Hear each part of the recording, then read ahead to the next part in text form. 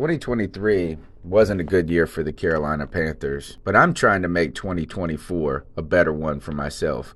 Get started on your resolutions with Factor so you're ready for the new year. Factor's ready-to-eat meal delivery takes the stress out of meal planning and sets you up for success in the new year. Skip the grocery stores, prep work, and cooking fatigue. Instead, get chef-crafted, dietitian-approved meals delivered right to your door. With over 35 meals to choose from per week, including keto options, calorie smart, vegan plus veggie, and more, plus over 55 weekly add-ons, you'll have a ton of nutritious and flavorful options to kickstart your resolutions. Skip that overpriced takeout trap. Factor is cheaper and way more delicious than takeout. Get chef-crafted, restaurant-quality meals delivered right to your door, and they're ready to heat and eat in just 2 minutes, which means more time for you. Head to factormeals.com/C350 and use the promo code C350 to get 50% off. That's code C350 at factormeals.com/C350 to get 50% off. Not all bread is created equal. And if you like yours soft, fluffy, moist, and delicious, then Hero Bread and Buns should be your first choice. But Hero Bread isn't just about taste and texture. It's high in fiber with ultra-low net carbs with 0 grams of sugar. Order today at hero.co and use the code AH10 to get 10% off your first purchase. That's AH10 at hero.co, HERO.co for 10% off your first purchase. Working. All right, no music tonight. Hit us up, live intro, CK. In a world where Carolina Panthers fans have an insatiable appetite for Panthers news and opinions, only one podcast roars ferociously. It's the C3 Panthers podcast. Perfect. What's the deal, Panther fans? It's your boy, Tony Dunn. Here hanging out with you guys, chopping up the latest Panthers news and opinions. It's the C3 Panthers podcast brought to you by CarolinaCatChronicles.com, where tonight, I guess we will just celebrate Cash Money Christian McCaffrey. It's the 10th episode of the season. There's not a lot of football to talk about, but we're here to help you get through this lull in sports and get us to the draft. And I'm here to do it with my homeboys. What's up, Cody Lashney? Tony Dunn, we're in the podcast industry, man. This is the only industry unaffected by all this craziness, and we're here for the Panther fans to talk about, dude, of course, what we're going to talk about, Christian McCaffrey, all things running back, is it worth it? And, of course, we have the most lit chat room in Panther fandom in our YouTube chat right now. Tim Tizzy, Tyler Duncan, Underground West, Richard's Outdoor World, Tony Dunn, and nothing to it but to do it, brother. Let's roll. The number's 252-228-5098. You can be a part of the C3 Panthers podcast, just like CK is here and a part of it. Was streamed a little video games with you the other night. I had a good time. Yeah, man. Yeah. It's a fun little thing to do. Believe it or not, I was actually streaming with the guys from Pat McAfee's show earlier today.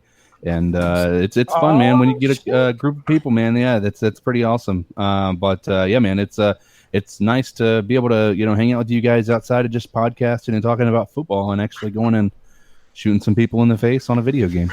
Yeah, that's the truth. Yeah. And Greg was there, the Bat Daddy, the Stat Daddy, the man of many podcasts. How are you? I'm doing great, man. I'm tired. It's a long week, long hours, but I got some good news this week with the Christian McCaffrey thing. It made me feel pretty good. And T Money on Twitter said that everybody can stop worrying now. And to a certain extent, he's right. It just depends on how you look at it. But there are positive things about this and negative things about this. So let's go over them, man.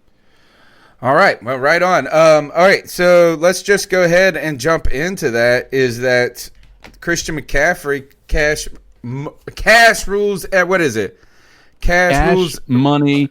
Christian. Cash money Christian. Right? Cash rules everything around me. Cream. Dollar bill, y'all. Christian McCaffrey signs a 4-year extension for $64 million, making him the highest paid running back in the NFL, the highest paid Panther, and the face of the franchise moving forward. We knew that that's where it had to be. but there has been some speculation about how deep this rebuild was going to go and if Christian McCaffrey would be the way to gain assets or if we would even invest that much money around him. We've gone back and forth, but it's finally here.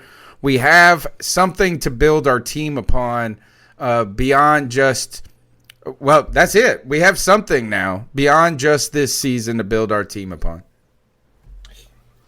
Yeah, and so listen, I want to go first, and I want to preface this by saying Christian McCaffrey is the best fucking running back in the NFL. I don't want Saquon Barkley. I don't want Ezekiel Elliott. I don't want Todd Gurley. I wouldn't want any of those assholes. I think Christian McCaffrey is the best that there is. So, again, this is not me shitting on the player. He's easily the best player that we have on our entire offense. But I'm not going to lie. I'm of the mindset that when has a winning organization ever built their franchise around a running back? I mean, Christian McCaffrey had the best season last year that any running back has had in a long time. And how many wins did that ultimately end up accounting for?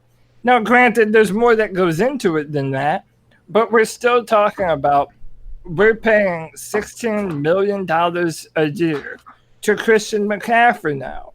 And, we're hoping that Teddy Bridgewater pans out. A lot of Panther fans are in his corner. A lot of them aren't. Then you have a bunch of other contracts that are pretty hefty from K1 Short, now Bridgewater, Russell Okung.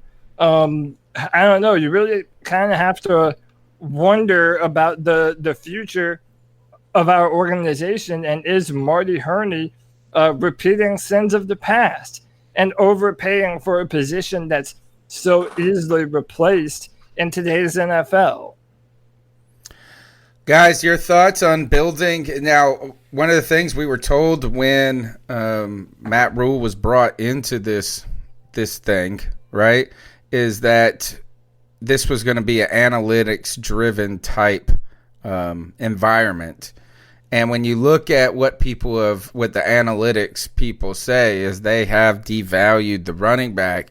So, CK, where do you stand on this? As in, is this something that was done for the betterment of the Carolina Panthers, or was this something that was done because you have to have something to give to the people? Oh, see, you say CK? Yeah, well, is he there? I was saying he's there. gone. Sorry, He's gone. No, I was even looking. All right, go ahead, Greg. Take that question. I think it might be kind of a little bit of a make good move, but it doesn't mean it's not a smart move. You can. I think Tepper knows that Fit Pans are pissed, and I don't know if he necessarily cares or not, but I'd like to think of it as a kind of an apology. Like, hey, I'm sorry, we're going to keep this guy, but I know it's not. It's a business move, and I get that. And Cody, you were saying that the teams don't build around running backs and win Super Bowls, but I'm looking at the top rushing teams of last year: Baltimore, San Francisco, Tennessee, Seattle, Dallas, Minnesota, Buffalo, Houston. And how much were they paying each of those guys? But those are all playoff teams that have top rushing players. I mean, if you can get that kind of production out of one guy. No, this isn't talking about the importance of running the football. That's incredibly important. What we're talking about is the do you have to have a top tier, top flight running back to be able to do that? No one was better than San Francisco, and most of their running backs were undrafted free agents. Again, this is not a critique on McCaffrey. We all love McCaffrey. He's certainly by far the most popular player on our team now. And part of me thinks that this isn't a football decision. It's a financial decision. Yeah. But you have a fan base that's pissed off about how Cam Newton was treated, and Greg Olsen. Luke Kuechly retired. I mean, David Tepper has to put asses in seats. And who else is going to do that other than Christian McCaffrey? Because no one's coming here to see Teddy Bridgewater. Nope. Who else is getting paid on the offense? Curtis Samuel's got to either get paid or get booted. Actually, there is nobody making any money. Maybe you could say that center Paradis made a little. He has a little bit of money. I have it up right now. For this next year, Russell Okung will be $13 million. Matt Paradis is $5.5 million, and then Robbie Anderson at $4 million. So nobody's getting paid. So the fact that we have somebody getting, I mean, like it'd be different if we were paying Steve Smith his money, if we were paying D'Angelo Williams and Jonathan Stewart his money. But the reality is, here's what I'll say, and you know, we can critique this all we want, but I will say that I think the running game is, with what Christian McCaffrey brings to the table, I think it is more important to have him on the team. But let's take into account, for instance, Derrick Henry. Derrick Henry has been, by all accounts, a disappointment until this past year. This past year, he blew it out of the water, right? You know, he just went insane with his numbers. Well, one thing with I think Derrick Henry has always been pretty good in Tennessee. Their team has just been a little, you know, wonky.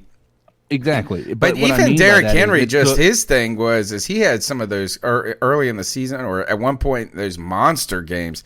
His numbers are kind of super inflated a little bit, I feel like. Yeah. Well, he's had, like, if you look at the postseason, he was just incredible. But my point is once they found that if they could actually establish a run game and actually be successful at it, look what happened to that team. They didn't need to have a top flight quarterback. You know, they basically, all they needed to do was be able to get the ball to Derrick Henry, and then not turn the ball over when they are passing the ball.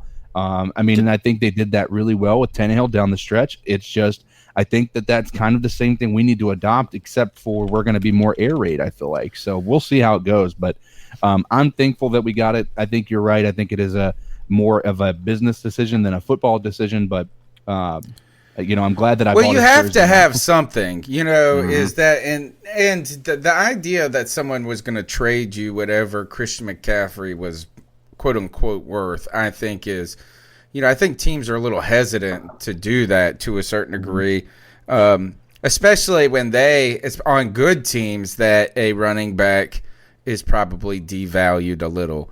On bad teams, a great running. See, that's the thing is, I don't know if all good running backs could have done in Carolina what Christian did last year and the year before. He did that behind poor offensive lines. He made a lot out of nothing. Poor quarterbacks. Now, the question then comes to the value of a receiving running back. And I don't know how I feel about – I feel like it's easy – the easy route, Cody, is to say, well, look, is that you can look around the league and see teams that have done it without great running backs. But you can also look around the league and see teams that have had success without great quarterbacks. But I'd rather have a great player than a not great player. But how do you think about when people try to make the comparison between Christian McCaffrey and pass-catching running backs? I don't know if I feel like he adds something more than a lot of players I've seen in the past. To me, he's like a Marshall Faulk player, and I never just looked at Marshall Faulk as a running back. Well, go ahead. Well, I mean, listen, I already said I think he's the best running back in the NFL. I firmly believe that. There is not another running back I would take ahead of him. You know, not Derrick Henry, none of them. So it's not an indictment on the player. But if you look at the success of the Patriots, for example, and I'm not saying that everyone needs to be the Patriots or try and replicate the Patriot way, but they've always separated their emotions from what is business. And up until this point in time, in this modern day NFL, there haven't been a lot of teams that have had success after paying a running back a ton of money. Look at Ezekiel Elliott. Look at Todd Gurley. Look at Devontae Freeman. You know, the Vikings forever were built around Adrian Peterson. You're not building around a position where there are so many good ones coming in and out. Now, with that said, yeah, I believe McCaffrey is today's version of Marshall Faulk. But the fact of the matter is we're paying him $16 million a year now. So, I mean, hey, I'm happy for him. You know, he deserves every dollar. He earned it, but I don't know. I just don't know if this is a good long-term move for us. I'm hesitant. Let me ask you: Would you pay $8 million a year for a receiver that could get you 105 receptions, 1,000 yards, and let's just say 8 touchdowns? That's decent numbers. Yeah, man, that's what Robbie Anderson gives you 50 catches, 8 touchdowns, 800 yards, and he's going to get that. Right. The difference, and I want to do the same thing. I want to think like that too, Greg. I do, but then I sit here and think that, that the benefit of having a guy that can do that in the slot and a guy like Christian McCaffrey in the backfield is so important, and I think it does so much to a defense that when you have one guy who is everything like that, I think it does kind of pigeonhole you to that one situation. So I like a lot of people, like with Le'Veon Bell's situation, he wanted to be paid as a running back and the number 2 wide receiver. Well, you can't technically play both spots. So being able to be paid like you're playing both spots doesn't mean you're still playing the running back position. You're just there as a check down option.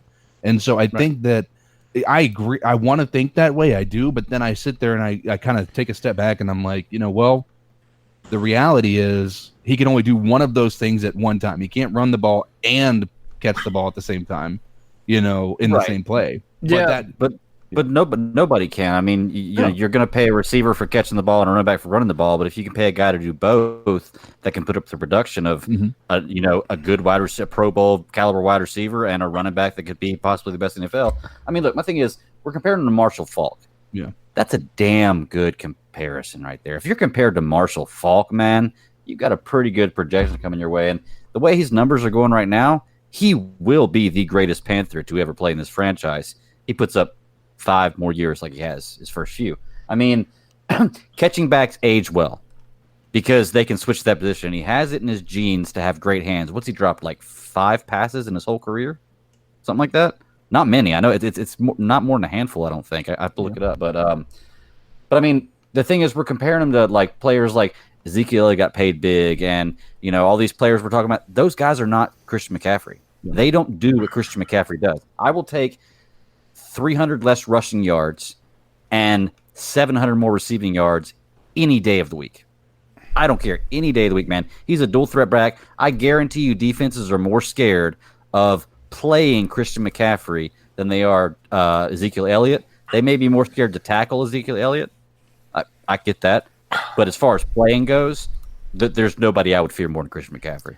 So, again, to kind of take on the Greg role today and be the devil's advocate, if you look at throws at 5+ yards downfield, McCaffrey has 441 receiving yards over the last 2 seasons. That's 134th in the league in the NFL. So, and unless Joe Brady has an intention to use Christian. I got to double check that. Say that again. I think that you and I were tagged in this on Twitter. This is from Bill Barnwell.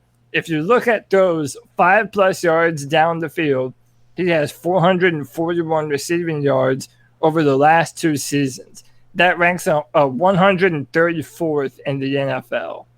See, but that's a stat with a modifier in it. Who cares if it's 5 yards or further down the field? If I get no, but there's 40, a point. 40 yards a yak. But there's a point to that, though, meaning that as a receiver, unless Joe Brady intends to use him down the field far more often than we are, then he's still primarily a running back far more than he is a receiver, and his value as a receiver is kind of overstated. Now, that's not saying that he isn't an incredible receiver, and that's why I wouldn't be surprised if we see some new stuff this year from Joe Brady on some more downfield kind of stuff. That's a very real possibility. But as of right now, you just paid the best running back in the NFL. You didn't also pay a receiver, even though he is an incredible receiving running back. All right, so I want to address that point. I think it's a good point, but I do think there are some flaws in that analysis. Here is I've got it up on the screen for the viewers on YouTube. I'll read it to you guys. This is a tweet from, or like one of those notes tweets, because it's too long to be a tweet, from Josh Parcell from WFNZ, and he said the idea of McCaffrey is such a rare pass-catching running back that he's essentially a running back and a receiver seems appealing, but when you compare his pass-catching production to actual receivers, it falls apart. There have been 107 instances of a wideout catching at least 100 passes in a year. Only 2 of those at 107 average less than 10 yards per reception. None average fewer than McCaffrey's career-high 8.7 mark from last season. The same is true of the 5 tight ends who have caught at least 100 passes in a season, each whom averaged at least 9 yards per catch. So, again, that's a statistic that kind of mirrors what you're saying, Cody, is that Right. is that even though he's catching balls, he's doing it as a running back. Now, the thing is that we have said over and over on this podcast that does separate Christian McCaffrey from other receivers is that other running backs, is you can see him actually being a wide receiver. Like, right. I mean, I look at him when I watch him play, and when I see him do whatever he does, he looks just as good to me as any other player on the field at any other position. Better, right? So we could say to Christian McCaffrey, what if we were like, we could say we want you to be a wide receiver, and I bet you he could do it. Well, right? 100%. Is that we could? I think we could say this: we're not going to use you at running back at all. And how about this? What if we said this? Which receiver would he be on our team if we said he was no longer a running back and he's now a wide receiver? Would you say that Robbie Anderson's better than him? Would you say that DJ Moore's better than him? I might say that Christian McCaffrey is instantly the best receiver on the team. Very possible. I've seen him make some amazing down the field catches. And the thing is, the stats we were saying just now, that would be different had he lined up as a wide receiver. And I get this point. And that's what Cody is saying, is that you would have to use him that way for him to be that way. The hard part about it is to be able to point out the reason that I say that it's unfair to say that he's the best receiver is that a lot of our receivers are down the field threats, right? We haven't had a quarterback that can get the ball to the down the field threats on the field. It's hard to blame the receivers. Like when you don't have a quarterback, what's your option? You go to your running back and you throw him check down passes. Yeah. So it's like that. And by the way, listen, I don't give a damn if people think I'm hating. Like, I don't give a shit. Christian McCaffrey is my favorite running back in the NFL. I'm able to separate my emotions from this. I'm going to be excited to see Homeboy play next year. But the point remains true that as of right now, you have bucked the trend that every other NFL team is avidly trying to shy away from. And you paid a running back $16 million a year. None of it didn't work for Le'Veon Bell. It didn't work for Ezekiel Elliott. I mean, there are so many running backs that they paid all the money in the world, and it didn't pan out soon thereafter. Now, I'm hoping that's not us, but I'm just looking at what has happened before, and now we're hoping that we're going to have an entirely different situation. Like, well, let's hope so, but that's not what all the data tells us. Yeah. But isn't that the same thing with us trading all our players away for all these draft picks and building all draft capital? What team's been successful doing that in the last 10 years? Well, but we're not really doing that right now, though. With this trade, we're not doing that. But up until this point, and this doesn't even change the fact that we might still be doing that. We could still be doing that, but now we have one solid piece on offense to build around. I mean, it's not like signing Christian McCaffrey is an automatic 6-7 wins for us. I mean, he's great. But it's not going to bump our win total up by that many wins. So RT 1981 says Panthers always pay their running backs. Cody needs to get a clue. All right, how many times has that ever panned out? I'll wait. Okay, when they were paying D'Angelo. Well, at least we didn't pay 2 of them. It was Jonathan Stewart and D'Angelo Williams. We gave them both contracts. Yeah, like, that though is just. Don't tell me I'm stupid. That was stupid. Not you. That was stupid to pay 2 running backs. Yeah. This is the thing: is you probably need to look at is what is 16 million of $185 million, and what is the allocation of percentage wise of their overall team cap. Now, less than 10%. What So, man. what would if this was? I'm trying to think of what would a number that would make us happier. I mean, I'm happy with the number. I mean, I don't mind him being the highest paid because, like I said, I agree with Cody. I think he's the best in the NFL, and it's the way it's going to go. I don't think players should get paid nearly as much as they do, but it's going to happen, and if it's going to be my guy, that's cool because I think he deserves it. So I'm okay with that number. I really am. Do you have any feeling, Cody, that Christian McCaffrey is different than the norm? That's the one thing that I've been kind of like, because I get you. I get you. The idea of this is like, let's not just pay people. Let's be smart about things. Let's look at how we're framing the team, how we're building the future. Right. No rose-colored glasses here. Right. I get that. But is there in a time, and it kind of felt like, for me, it's what Christian McCaffrey has showed me in the past 2 years on a team where everybody knew he was the only thing that was of note on the whole damn team, is he still got his every time. And it seems like it's just like when Cam was at the peak of his game. It was like if you just looked at it from his passing stats, it didn't capture it. And it's kind of what I'm just trying to get to is I don't know, does it matter sometimes the position when you just have an it guy? Maybe it's not the position all the time, but just having an it guy. Maybe it's not just having a DN that puts up 10 sacks, but having a it DM, one that devastates a game. A wide, is a linebacker, is a Luke Kuechly linebacker different than just a good linebacker? And I mean, I know there is a difference, but is it not their position, but the it factor? Well, yeah, and I would say he has much more potential to be that than even Luke. From the, if you look at the running back and what they do and their scoring points, like the potential of Christian McCaffrey, as Greg said earlier, to be an all-time Panther player, I mean, that's very likely, And I would, as I already said, to me, this is as much about putting butts in seats as it is about football.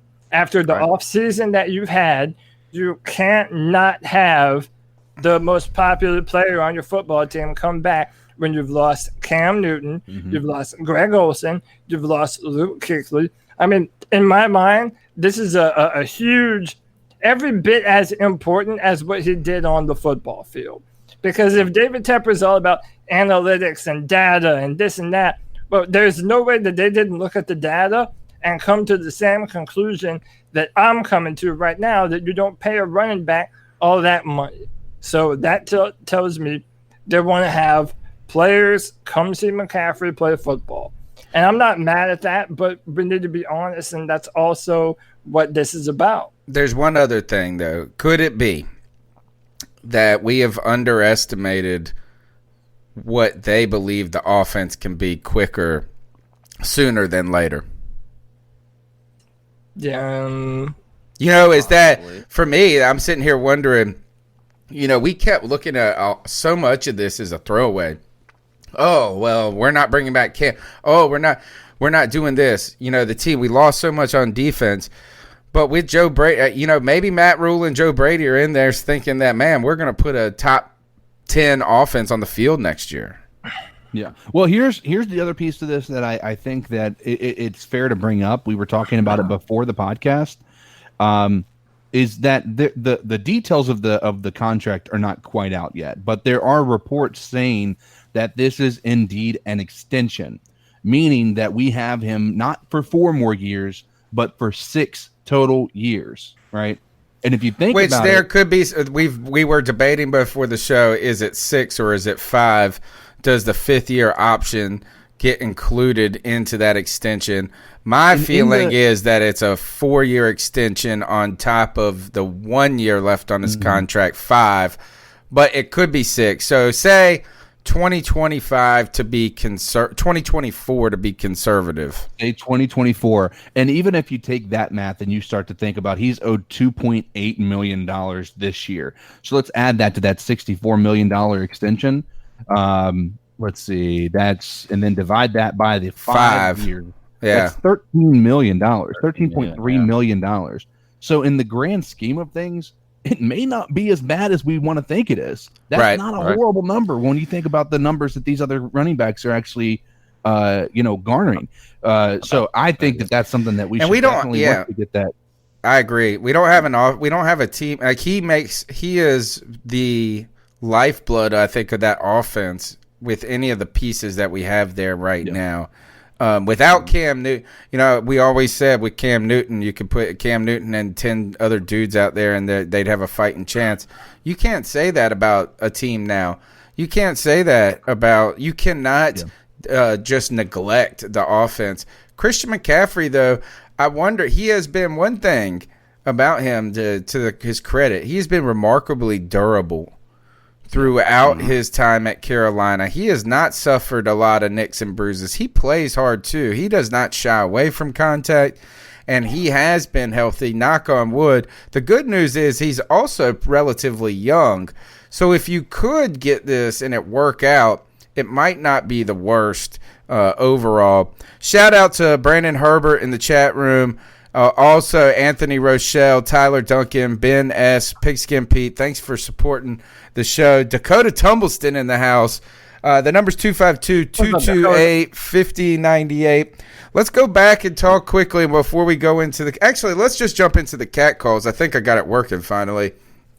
And let's see what people are reacting to the news of Christian McCaffrey signing the big deal. So what are your thoughts on catcalling? Yeah, it's pretty you shouldn't do that to somebody. And how did that make you feel? Very uncomfortable. So how do you think catcalling makes the person feel? It feels good, like... Who's that cat sitting in the back corner with his face buried in his nose? Who's that kid that can use one?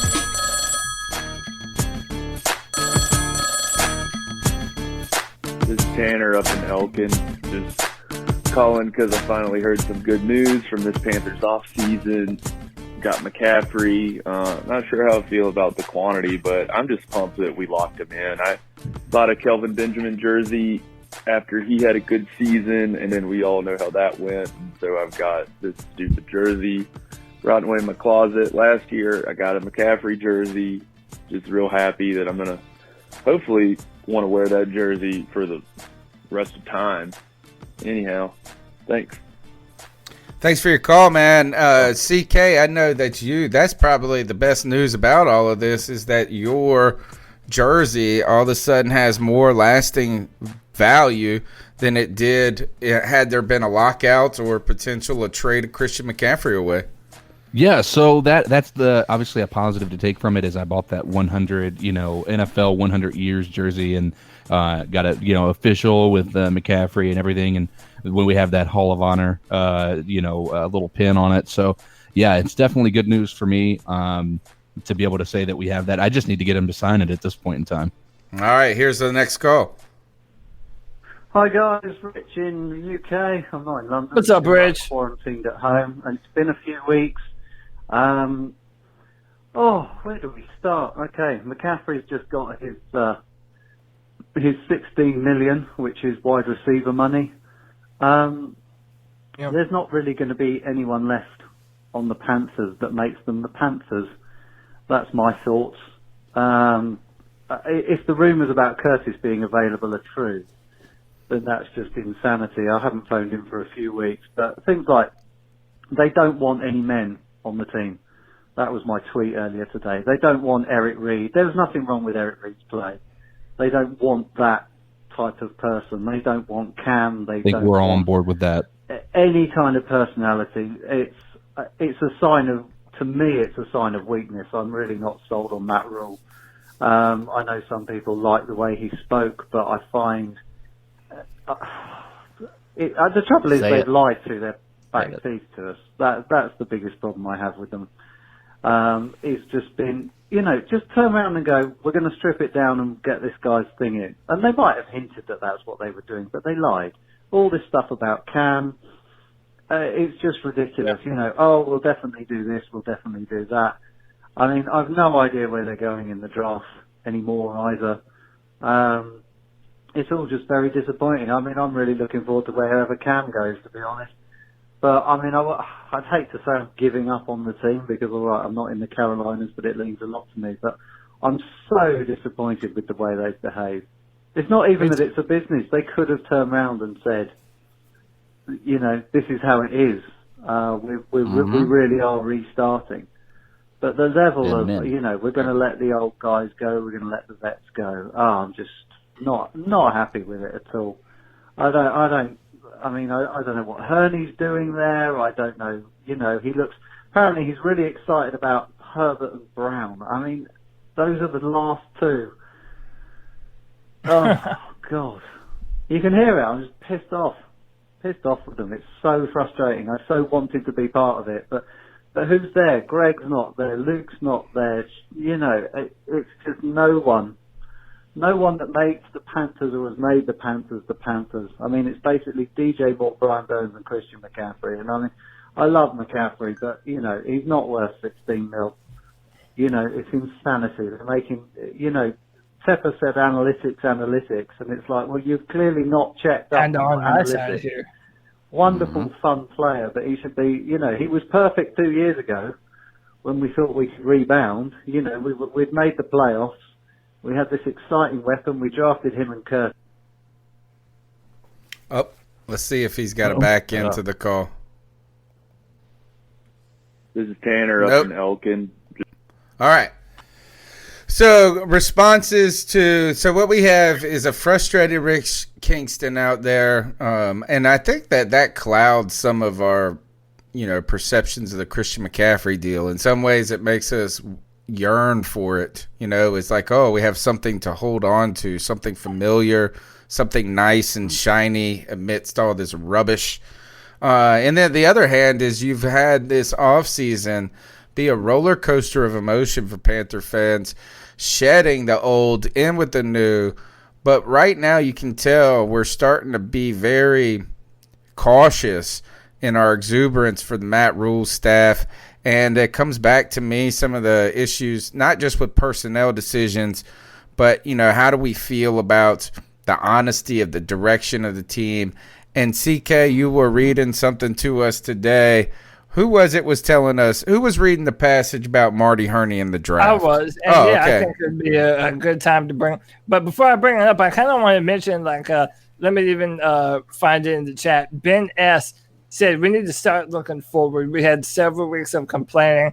Move on. And this is kind of what I'm arguing a little bit, is that the news around Panther Nation has been so fucking drab, dude. It's been like there's been nothing fun really to talk about. It's what player are we moving on from, and then they're pissed off, or who are we letting go, and then Matt Rule is not telling the truth, and all these different things. It's like, I understand the people that want, you know, they're like, let me have this moment. I love Christian McCaffrey. We signed him to another contract. Yes, I love it. I'm happy about something.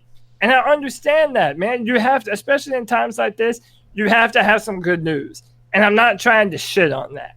I'm just also not trying to, look at this with rose-colored glasses and not mention all of the relevant things that need to be said about signing a running back to the highest paid running back money in the NFL. But there was no way for Christian McCaffrey to remain on the Carolina Panthers without this happening. Thank you. Yeah, that was what I wanted to say about it is, look, man, you got to pay your players sometime. Sometimes right? Somebody's got to get paid. And he's not, and the best is not behind him. Right. And if we didn't pay him, guess what? After next year, somebody else is going to pay him. And if you don't pay him now, next year you're going to pay him. Next year it's going to be $73 million. You know, like it's going to be insane. It's insane what they get paid, but it's the way the game is played.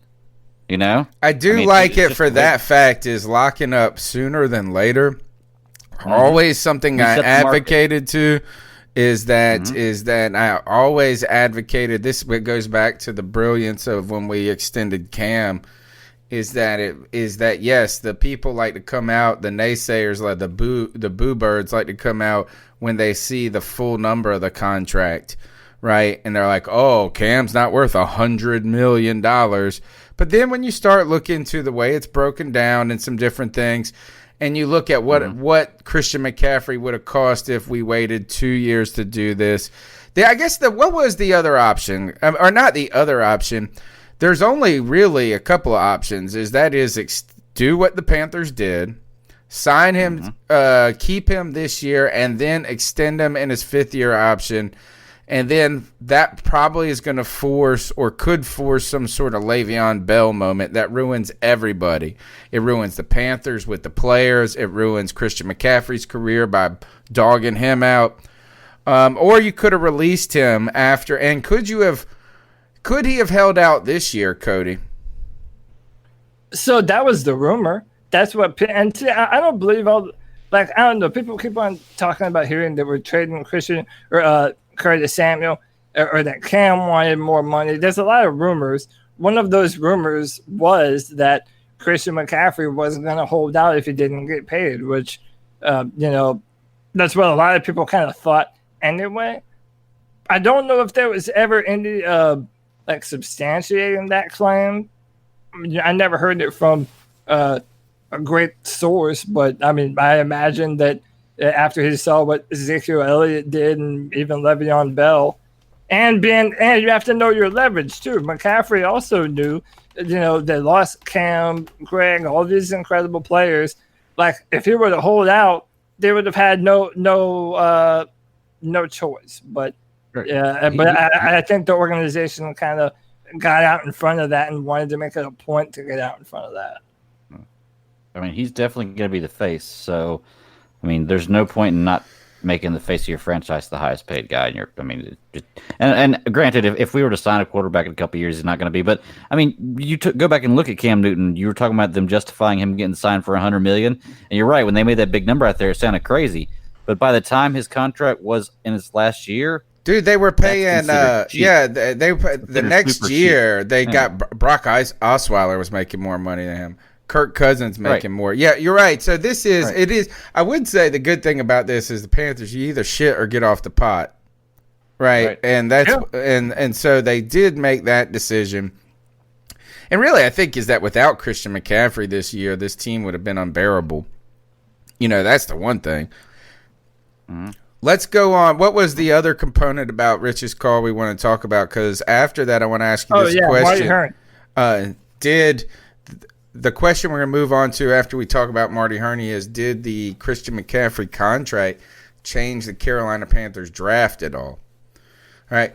Or solidify anything, or solidify that we're not doing something. But Marty Hurney, I saw someone tweet this out, is that Marty Hurney's been with the Carolina Panthers since he was 8. He said, I am now 30. What was this crazy story that you heard about what Matt Rule said about Marty Hurney? So apparently this is Chris McClain retweeted this. This is on WFNZ AM. Matt Rule, I guess in an interview that he did with him, said that on who makes the final decision in the draft, Marty makes those decisions. One of the reasons I came here is I would be able to work hard and work hand in hand with him. I do my part to provide my feedback to him, but at the end of the day, Marty makes those calls. And if that's okay, now we're going to talk about if you believe it or not, which is fine. But if let's just say that it is true, dude, that shit terrifies me, man. Dude, in my mind, Marty Hurney is the last the last holdout of a regime that we have moved on from. He's great in the. We've all talked about this. We've all said you should fire Marty Hurney after Thursday of the draft. It's like Friday morning, you are relieved of your duties, sir. We should have done it after the Thursday of last year's draft. Man, I'm sorry. I have no faith in the man. And I agree with what Richard Kingston's saying. If you look at the people that we've interviewed. And obviously, they're not going to, let every name out there that they've interviewed. But, if you look at moving up for Greg Little, drafting Will Grier, if you want to say this is a Ron Rivera thing, but Christian Miller never saw a ton of playing time. Jordan Scarlett has because been. I told you guys you guys cannot get high on any defensive end. And excuse me, I'm about to sneeze. There's only like a 5 of them that come into the league and are great right away. They're so rare. A defensive end is a 3-year like work in progress. Mm-hmm. So Christian Miller shouldn't have seen any time last year. Yeah, but I mean, maybe Marquise Haynes should be seeing time. It's starting to get in there now. It's a 3-year thing. Who was it? Charles Johnson. He came into the league and he had Julius Peppers on the other side. It was his 3rd year he broke out. Oh. Well, hey man, I need to start working on being a better farmer, man, because I've been planting all these seeds the last few weeks and now they're starting to sprout. You hear everybody talking about calling Matt Rule and Tepper a liar. I've been saying that for weeks, man, and people have been calling me salty and all kinds of other different names, and now we got a bunch of people climbing that hill with me. I'm telling you, man, it's just the way it is. And the fact that he even says that Marty Herney is the guy that makes the calls goes back on something he said a few weeks ago about Joe Brady being there. Joe Brady's here because I'm here. I'm the one who makes the decisions on offense and what we do. That he said that Tepper gave him that was one of his things. Tepper gave him that ability. So, I mean... So, when do we want to call bull? We know we're calling bullshit. First of all, what level of truth? Do you think there's truth to this, Cody? Because I say bullshit. I say when they say they work hand in hand, is that Marty Herney is doing the work of Matt Rule out there right now. Like, why do we got Robbie Anderson? Why do we got Teddy Bridgewater? Why do we got this what all of a sudden Marty Herney fell in love with Temple and Baylor players? J. Walker. Yeah, exactly. And there's no doubt. There is no doubt that Matt Rule, his fingerprints are all over this of Marty Herney. But answer me this, and then so then really tell me that. What is Marty Herney doing that some other fucking guy couldn't do the same thing? Like, why does why is Marty Herney still here? That's an open-ended question. Someone please tell me, because he's obviously he's going to be gone. Part of this organization for a reason. He's going to be gone after. The question is when? Mm-hmm. Is it before training camp? Is it after training camp? Is it after the draft? Does anybody on this panel believe that Marty Herney will be a major part of this organization after 2020? My answer is no. I would be surprised if he makes it to Christmas. I'm not surprised. I think David Tepper fucking loves him, or else he would have been gone. Well, David Tepper thinks he's pretty good. Remember, he did say that. He's pretty good. He is pretty good. He's an all-world evaluator of talent, and he's a not pretty good. It was not bad. Not bad GM. Not bad. That's what he's not a bad GM. That's what he said. But no, I think he's gone after 2020. But I think he's gone based on what we do next year. It depends. If they're wanting to tank next year and we don't, he's gone. If we're wanting to be a productive team next year, which I don't see how that's happening, and if we don't, he's gone.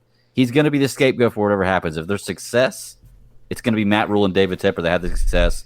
Marty Herney was the reason we weren't before. If there's going to be failure, well, it's because we had Marty Herney around. Now we've got to move on to the new regime. He is the scapegoat, man. There's no. I don't see how people can't see that. That's exactly there is.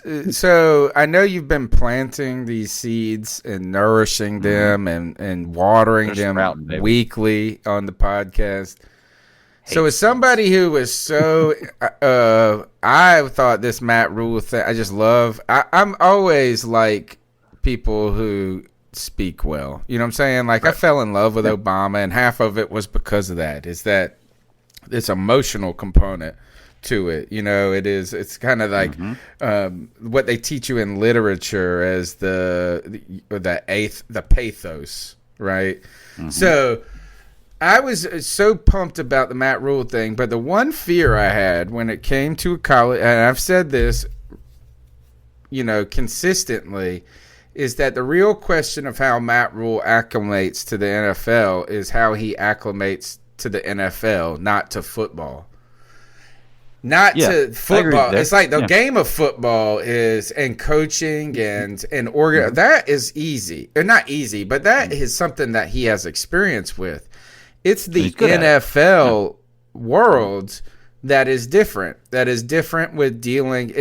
And this has been a challenge, it seems like, for people who were very successful in the college world that came to the NFL and had challenges, i.e., you could look to Nick Saban, i.e., you could look to the Philadelphia, who was the Chip Kelly? Chip Kelly, yeah. And the idea is that we can do this and it will translate and it's going to work. One of the things in the call that Rich said is that they don't like any men on this team. Do you think there are any? This is my fear. My secret fear is that as we acquired all of the Baylor people, as we acquired all the Temple people, and I agree with you, Cody, from the weeks that nepotism is throughout. So I've been trying to say Robbie Anderson is good no matter where he played at. So I'm trying not let that. Yeah. But it's like a little wisp of smoke. You know what I'm saying? Every time you get like one Temple or Baylor player, like, oh, familiarity, wisp of smoke. And then you see the jettisoning of these people who to me, the Eric Reed one doesn't make sense. Like, I don't understand the Eric Reed move on a football side when your personnel is weak there. It's been weak. You already paid them. You know what I'm saying? Is that unless you just think you're going to cycle in some bum back there, is this another wisp of smoke to a fire that Matt Rule is trying to create like a college environment? Because I tell you, one dude who is anti-college environment is Eric Reed. Eric Reed is always super vocal about how the machine of college football is, basically NCAA. Yeah, it's like taken away from the players. Right, by the way. Yeah, he looks at the LSU locker room, and he was talking about the upgrades that he was like, this is better than NFL locker rooms, and you ain't paying these guys. Right. Just saying them, they are. So it's these things that are the fear I have in my back of my mind, that is this where Rule is going to struggle with, is the creating the pro football culture. I think so. There's no way. There's no way of knowing that. But based on what Cody you were saying earlier, analytics and history of what's going on, it doesn't look like that's the case. The Rudy story, the Rudy type story works with players who are undrafted free agents, who are journeymen, but superstar people who have always been the best, who have been successful from the moment they walked in the league, and who get paid a shit ton of money. I don't know if you're going to be able to rah-rah them to success all the time. And that is my kind of fear here, is that, and maybe is the Christian McCaffrey signing an endorsement of, hey, Christian McCaffrey is one of those guys that you're going to put in any place, like he's going to go with the flow. Yeah. Mm-hmm. That's my fear. I don't think it's real. I don't think we have enough evidence, but that's the secret fear of the Matt Rule. If he's going to fail, it's not because he doesn't understand football. Yeah. And, I kind of think that, again, even after all we've talked about, I don't think there is enough evidence to be 100% a believer in Matt Rule. And I also don't believe there's enough evidence to 100% be a hater, because I don't think you can judge a man when he hasn't even coached the season in the NFL. We don't know anything about him yet. So, that's my point. And that's why I'm not excited about Joe Brady either, though. I know you guys are so excited about him. I'm just like, hey, I hope it works, but we got to see. No, I'm more excited about Joe Brady because he knows more about the Saints offense than anybody we've ever had in our franchise. So, I think including that he's our defensive coordinators. No. Exactly. And that's why, I've never come down on Greg that much for not believing in Matt Rule, because it's like, based on some of the things that have happened, I understand why there are people that aren't ready to jump on board yet when you've said one thing about Cam Newton, then done another thing, and you've bounced around in all these different directions. And we didn't even talk about the Matt Rule interview, where Matt Rule was basically saying that Teddy Bridgewater was just a better fit I want to talk about this. This is the moment I soured on Rule. Yeah, that was it. And I don't blame anyone for hearing that interview and being like, all right, dude, you're the coach, man. Like, that's not the decision I would have made. The problem I have with his comments, and I saw them, I did not get to hear them in context, so I'm trying not to go over crazy. And I need to hear how they were presented, because I was reading the reporters tweeting out the quotes, right? And the quote that really bothered me was that, I don't even know if it was an actual statement, but there was this sense of certainty that Teddy Bridgewater was the right direction. Like a good direction. And I just don't understand how you could be so certain about that, as well as uncertain about Cam Newton.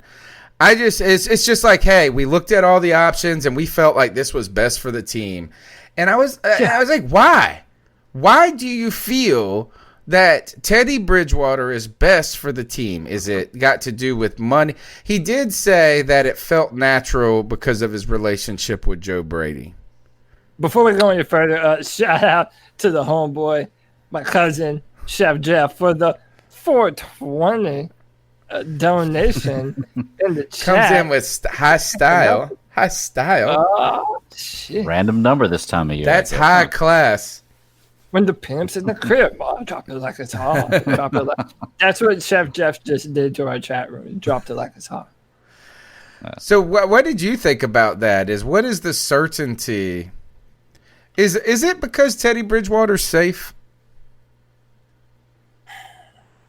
Do you want to go first? Y'all know how I feel. Y'all have heard my life. Is Teddy Bridgewater safer in their eyes than Cam Newton?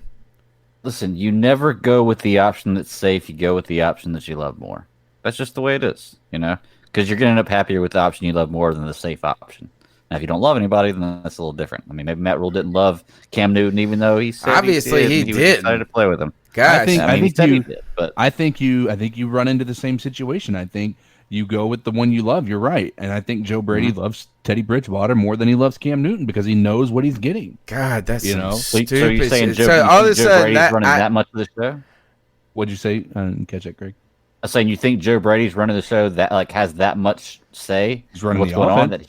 I think he has a big piece to the offense moving because, obviously Rule is going to have a big portion of it. But I think when you talk about an offense and what type of quarterback you want in the backfield, who are you going to ask? You're going to ask your offensive coordinator, who's going to be drawing up the plays, who's going to be creating the playbook, who's going to be putting you in a position to be able to have those players contribute. And if he likes what Teddy Bridgewater gives him more than what he perceives Cam Newton to be able to give him, that's probably why you run into that.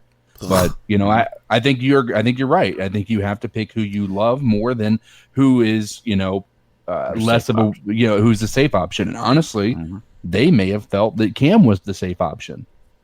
Wow, brother Herbert says Cam can't stay healthy. That's why.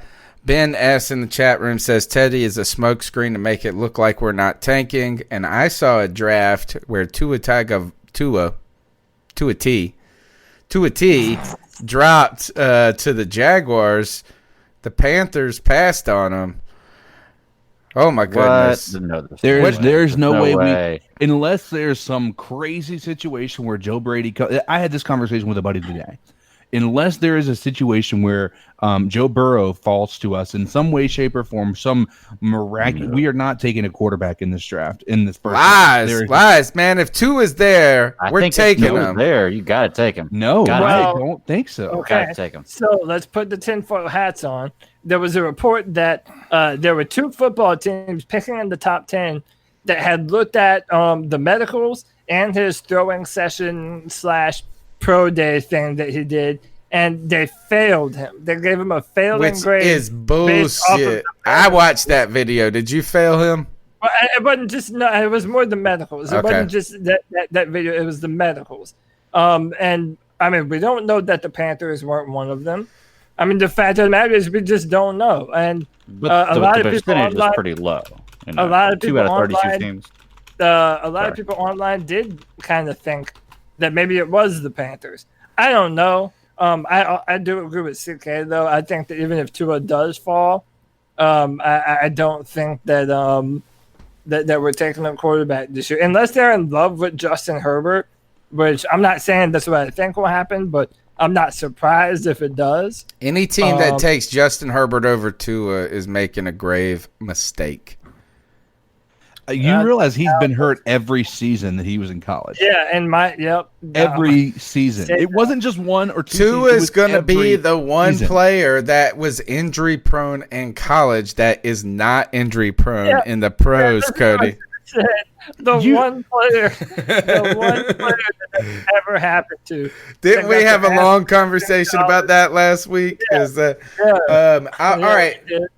Did you watch? I watched the highlights to his video though, and my mug looked nice. Highlights, dude. His footwork is so tight and awesome. I'm not saying he doesn't have the capability of being good, but I'm telling you, like, once again, highlights are also what they released, right? That's what they want you to see. They're not showing. Same thing with Cam's videos, right? How many of those balls did he overthrow? How many did he underthrow? How many times they're not putting that on those videos because guess what? That hurts their stock if people see any weakness in their game. But it was like the NFL that put out that tweet. It wasn't his people. Right. And Tua Tagovailoa it was the highlights, though. Better. Yeah, well, Tua Tagovailoa could have put up better stats than Joe Brady did last year. You got to remember, this guy didn't play a lot of the second half of football for most of his career because he was beating the crap out of everybody so bad they sat in the last half of the game. If you watch Joe Brady, and I know Cody would tell you more about this. If you watch or Joe Burrow, you would know that there is not a chance in the world that Tua would have touched the numbers that Joe Burrow had last year. Yeah, I mean, so listen, my doubt is not about the talent of the player. I mean, in my mind, I do compare him to Drew Brees. I think he's a little bit too mobile for his own good. I think he thinks that he's tougher than his body has proven to be able to hold up to. But, yeah, the talent is not in question. You're going to have a good offensive line in front of him. I mean, that's why, and I was even talking to my brother about this. Dude, if I'm the Saints, I'm trading picks to go up to get Tua and let him sit behind Drew Brees and that good offensive line. Which I hope that doesn't happen. I want us to pick him. I want us to pick him at 7, dude. Yeah, I mean, listen, he's incredibly talented, but again, just like I'm not gonna look at the McCaffrey thing with the rose-colored glasses as someone who is trying to be the best possible scout that I can for doing this for a website. You cannot look at the amount of injuries that Tua has had in college and then say that doesn't matter. Could you have said the same about Jadeveon Clowney, though? Yeah, I wasn't. And I don't think that's a great comparison because Clowney has been dealing with injuries throughout his career in the NFL. Well, it's not even injuries. He's never been like number one at his position or like an elite player like people thought he was going to be out of college. He's been very good. The last couple of years, he's never been 10+ sacks a year. Yeah, but exactly. And you think he's should still getting better though. I think he's at the peak of what he's been the last 3 years. Still a free agent, isn't he? He doesn't have a lot of nobody else money. It's because he wants to. Nobody's able to actually evaluate his health. Nobody's able to actually give him a physical. I think that has a lot to do with the Browns are heavily interested, but they can't actually give him the physical to be able to actually give it. Go in and actually give him the offer that he wants. I think he's asking for too much money with what's going on in the world. But nonetheless, I agree with the comparison with Clowney because Clowney was injury prone and he continued to be injury prone to where he missed his entire rookie season. He's missed multiple games, throughout every season he's been in for the most part. I mean, he has not been this, if you're going to use him for the comparison for Tua, then I think you run into the exact same situation. And you got to remember, Cody, would you say that Alabama's offensive line is good? it's a factory of NFL offensive linemen. Yeah. Like that's It's good, right? And Yeah, he still has been injured every year. Well, okay, Well, so and- let's and a lot talk of about it those goes- injuries super quickly, though. Yeah. Is that they were both the type of high ankle sprain, right? High ankle. Was it high ankle or low? I think it was a high ankle. I think it was high, and they were both one of those that either takes a long time to get over naturally, or you can have surgically fixed, which he did. Those things really didn't he was actually able to play faster and come back from those. It was the hip that's the kind of fluky one. Right. But during his Ankles, man, everybody. That's like saying a basketball player hold on. twists his ankle. During his freshman season, he injured his wrist on his non-throwing hand in training camp, like before the season started, and it didn't heal until way later on in the season. And apparently, he had re-injured that throwing wrist at some point down the road. I mean, it's not non-throwing, but still, you're talking about a player whose bones have kind of not proven to be able to take a pounding. And his response, in my opinion, his quote responding to people criticizing his inability, it did not bode well for me. It didn't give me confidence. What did he say? He basically said, "I play a physical sport." Like, it's really what he kind of boiled down to. On top of that, a lot of his injuries, and he might be able to have a say-so in fixing this, is when he tries to be Russell Wilson. He tries to extend the play, and sometimes it works, and it's incredible. I mean, the dude is talented. There is no doubt about that. But when it doesn't go right sometimes, he ends up paying the price. Shout out to Susan Deans, the Den Mama in the house here, checking out to see what the chat room's doing. Thank you for your support. She gave the show $14.99. Thank you, all of you, for tuning in. There's 43 people watching the show right now. Smash the thumbs up button. She said, "Who was picking on me?" Don't worry, Susan. It's just Ken Dye's burner account. He'll be okay. Go ahead and smash the thumbs up button. Subscribe to the show. And remember, the phone number is 252-228-5098. Go ahead, Greg. Well, I just want to point out, because we're all doing this, so I'm not pointing anybody out, is like we got to stop. Well, not we got to stop, because that's the point of the argument, is we always do the argument of, well, history shows us this and history shows us that, but we only bring that up if it doesn't affect our argument. I mean, history can show us all kinds of things. Like, you can look at a history-prone quarterback in the college. That doesn't guarantee he's going to be like that in the pros. Just like you can look at a pro coach coming out of college, college coach coming out of college going to the pros and not being successful. It normally doesn't work out. A team tanking, it normally doesn't work out. But just because the statistics or the analytics say it normally doesn't work out, doesn't mean you sometimes shouldn't take the chance. Let me ask what you feel and what you want. When it comes to Tua, if Tua was there in the second round, would you take him? Yes. Oh, of course. So why wouldn't you take him at 7? Why wouldn't I take him at 7? You know what I'm saying? Is that if you would take him in the second. Okay, but it's that injury. Because if you're going to draft in the top 10, you want to have almost a 99% certainty that you're going to draft a Hall of Fame. I mean, that's what you want. You want to draft a surefire starter, Hall of Fame. You know you're going to be able to bank the rest of your future on a player like this. And with the injury concerns, that's what moves him out of that range, because you don't know. And people forget that these teams are making an investment on these players of millions and millions of dollars. So you're going to sink millions of dollars into a player that might not even be able to finish his first contract.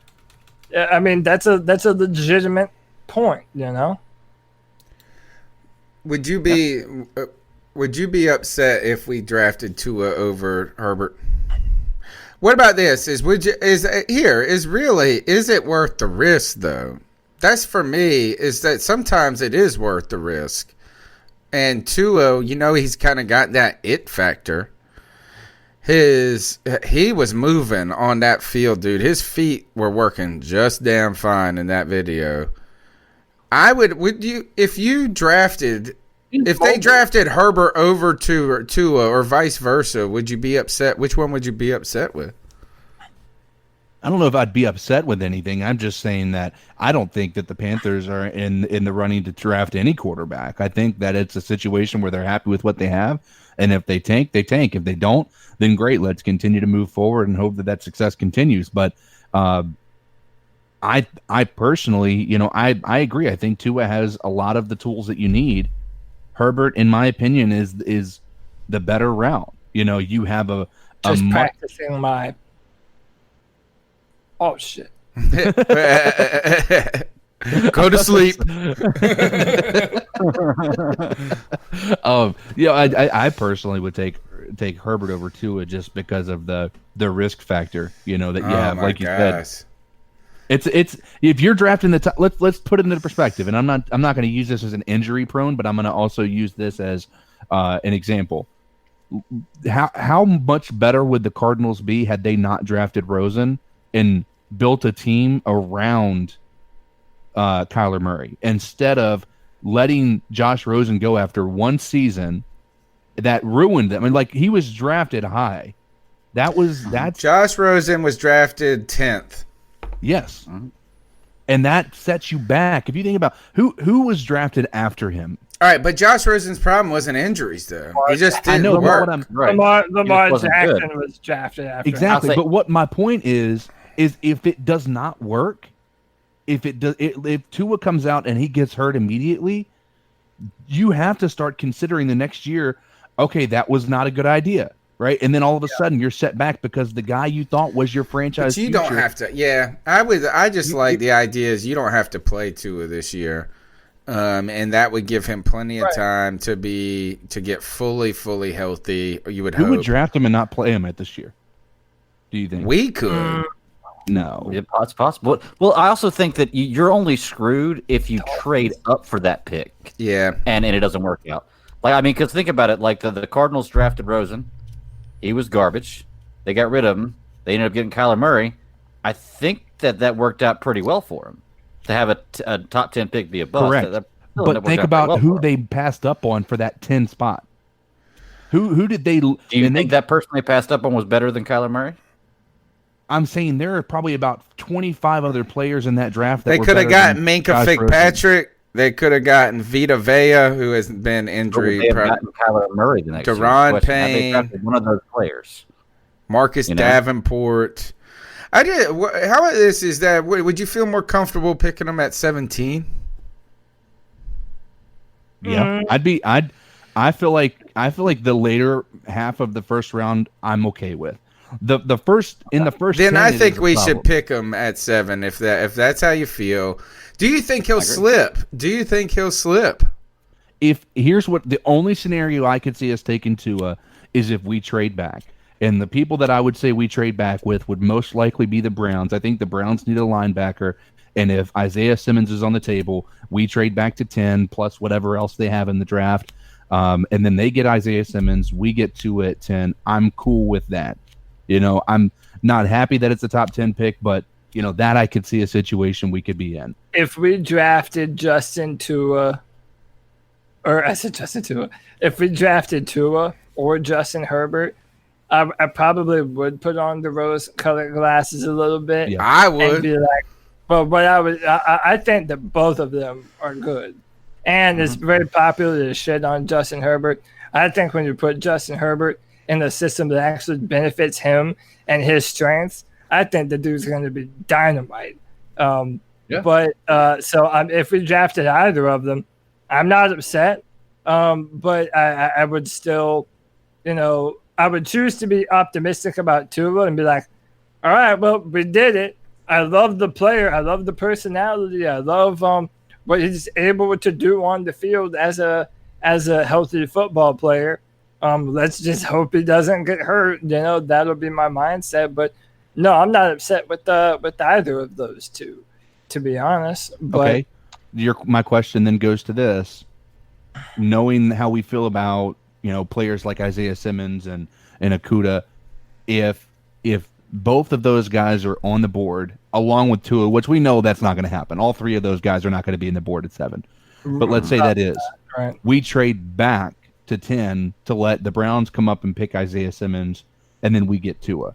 Are you happy with the decision to go with Tua instead of Isaiah Simmons? Well, the only thing about that is you trade back to 10. There's no guarantee you're going to get Tua. I would be comfortable with that if they were going to do something like that. I'd rather have Simmons than Tua, personally. Just rather have Simmons than Tua. Yeah. But if you're going to trade back for that, it's got to be a situation where it's not a trading back. It's we are guarantee you we'll draft this player. If you guarantee you draft that player and we trade type deal. Right. Because there's no guarantee they'll be there. Well, I guess Tua's got the Russell Wilson gene in him. I know that he's not your player comp, right, Cody? But when I say the Russell Wilson gene, Russell Wilson for a long time in those early parts of his career would just throw up a prayer and it would be answered by Jesus every time. Yeah, he has that Jesus juice. Yeah, he would run around out there. He would duck. He would do all the things that Cam does on his own. And then he would just chunk it down there and win the game. Tua's got that in him. And when they brought him in, what was it? Was it the year they played Georgia did they play Georgia in the national championship? What was the year they brought Tua in at the third quarter and all of a sudden? So they played Jalen Hurts all year. And then in the national championship game against Georgia, Hurts was missing throws downfield. They put in Tua. And he was dynamite. He was amazing. And he wins it in overtime on a beautiful rail shot pass. That's why I want Tua. Mm-hmm. Big game potential. That is the unquantifiable. Then you wouldn't want to trade down for him. If he's yes, that's why I want to take him right at 7. If he's there, my thought is he just won't be there at 7. I don't think he will either. I think Miami's taking him. I'm not mad at Tony for wanting to. I mean, listen, if he does pan out, the guy does. I mean, he is an incredible player. Yeah, and he is right about the Jesus stuff. Him and Russell Wilson talk about Jesus a lot, and good for them. But yeah, he is right though. He does have that ability to kind of throw up a crazy ball. I mean, dude, he knows where his receivers are going to be, and that's why you would draft him. Because, dude, he is methodical. And the crazy thing is, he's the opposite. He's really strong at the things that people are critical of Cam about. Which were bullshit, but Well, no, everyone already says that, right? Cam Newton's nuts too much. I'm gay for Cam, but if there were there are weaknesses. There are weaknesses in Cam's game, or the weaker parts of his games. I don't even say you could just say they aren't his strengths. Yeah. The two things that weren't Cam's strengths were footwork in the pocket. That is, he's so long. He was so long that he would take a step. So a 5-step drop was hard. It wasn't that it was hard, like he didn't know what to do, but I would say that Cam didn't always climb the pocket the best. Right? Is that because you let those DNs go past you, then you step up, and if that center, sometimes the defensive linemen, the D tackles were on his lap. That's different. But I would say Cam, but I would say if there was something, you always wish Cam's footwork was better. Throwing off his back foot when it was clean, when he was not rushed, when he wasn't under duress, he was great. Right? And that was because. All right. And then the other thing about Cam, though, is that Cam didn't really throw receivers open that much. Right. That I disagree with. Cam. No, what I mean is Cam is not he doesn't lead the guy as much. Mm-hmm. He doesn't throw to where they're going to be. Cam had to see it a little bit more. And what I mean by that is he had to see the guy get open than just anticipating. I'm not saying he didn't do it, but that was, if you're going to look at him in comparison to other great quarterbacks, those are the things that he could work on and improve. I feel like those are Tua's strengths. There are definitely some strengths of Tua, But the reason why I say it's not that I disagree with that assessment on Cam. I just think that you have to play that kind of football when you're throwing to Devin Funchess and Kelvin Benjamin. They're not getting a bunch of separation anyway, so you're having to put it right on the Nats ass right in front of them. But they're not running routes crisply. You know, there's you've got to let's look at the history of the Panthers receivers. Have we ever had a wide receiver run a route better than Christian McCaffrey? Steve Smith, and in that initial Cam's rookie season, Steve Smith had 1,400. He did, receivers. Yeah, but I watched Cam, and he throws to the spot you're at rather than the spot you're gonna be a little bit more. Now I did want to bring this up is in lieu of your argument, in favor of your argument that he didn't have the people to do it. I happened to be watching when I was on the sports bar on Fridays. I'm on Pirate Radio 1250. You can download the Pirate Radio app and check me out. Susan listens on Pirate Radio. Clip, the guy who runs the show, it's a daily show, a sports show. He's been a friend of mine all my life. He's in my kindergarten class, but he's a Redskins fan. And so he had the 2016 Panthers Redskins. It was a Monday night football game. We were on the road in Washington. We actually won the game. You could tell Cam Newton's shoulder was already hurt. So it wasn't just the Tampa Bay game that killed Cam.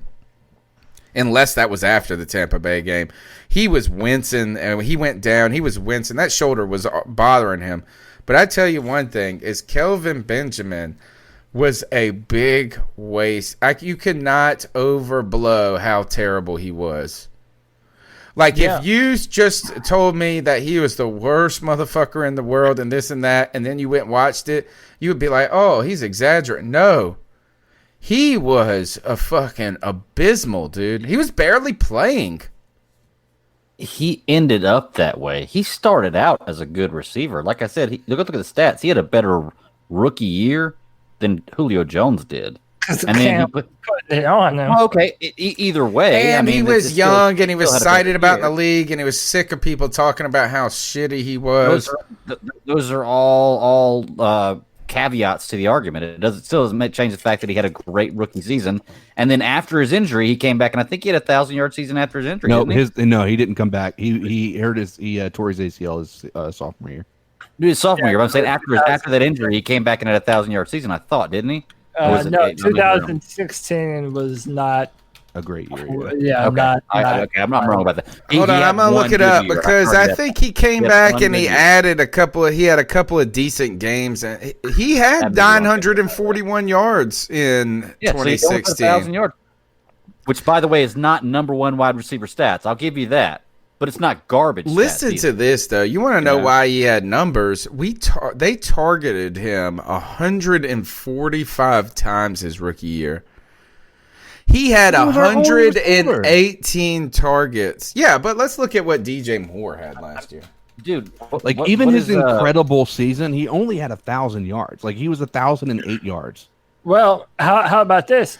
DJ Moore had 135 targets last year. That is a lot. And how many yards did he have last year? So I mean, he had 1175. So I mean, you're right. Is they did target the shit out of that. Might not be as abnormal as I thought it was. I don't think it is. Yeah. But if what you were talking about, Tony, things that Tua does well that Cam is perceived to have kind of not done so well, and one of them that I think is legitimate that I don't think Tua does is when Cam Newton does have a number one wide receiver, I do think he tend to hone in on them. Yeah. Whether that was Steve Smith, whether that was Christian McCaffrey, whether that was Kelvin Benjamin. And I do think that was a legitimate criticism of Cam. Or Greg Olsen. Yeah, Greg Olsen. And Tua definitely doesn't do that. He is a distributor of the football. And that's why I think 2015 was such a blessing, because Cam Newton had to be a distributor. And look what happened. Yeah. I think Cam was getting better at all of those things. I do too.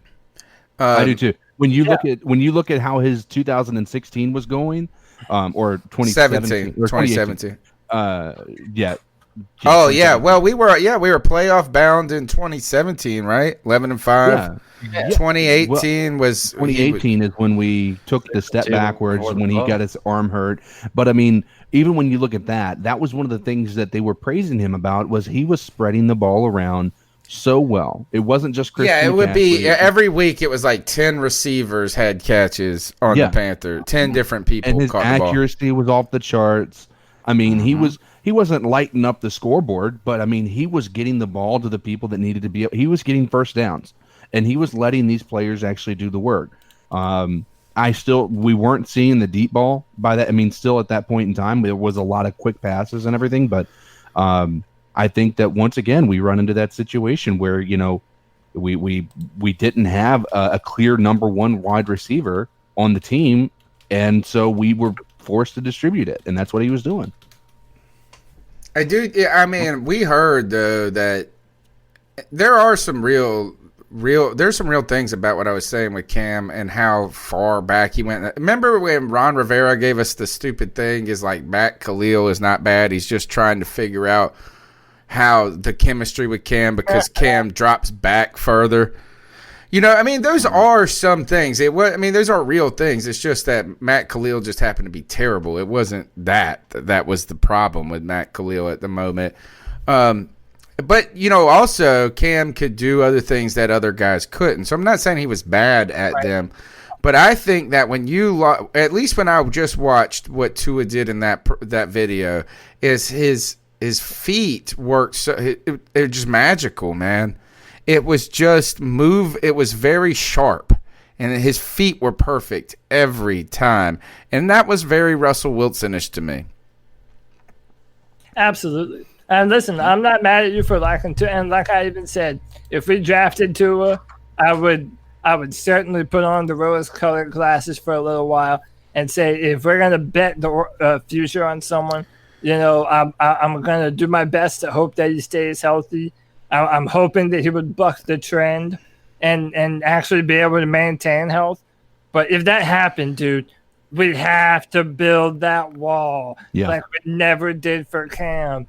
We have to build an offensive line and just make Tua be a distributing weapon that moves the ball downfield and can do that kind of thing. Very much how the Saints have built their offense around Drew Brees. And I do feel like with Matt Rule and Joe Brady, it would be very easy for them to build that kind of offense for Tua to get behind. Now, do I trust Marty Herney to build that offensive line? Fuck no, bro. But I would be happy if we drafted him. But I'm just trying to be a good podcast host and present both sides and say that it is very real that most times when a player has been hurt in college, it is very, very, very rare that ever changes in the NFL. I hope it does. I want it to work out for him. The NFL is so much better when you have star quarterbacks playing at a high level. I want him to be successful no matter where he goes. And he's just a humble dude. He's a good worker. I want him to work out. But you have to be real. Here's where I think I have a sneaky feeling that if he's there, the Panthers would get him.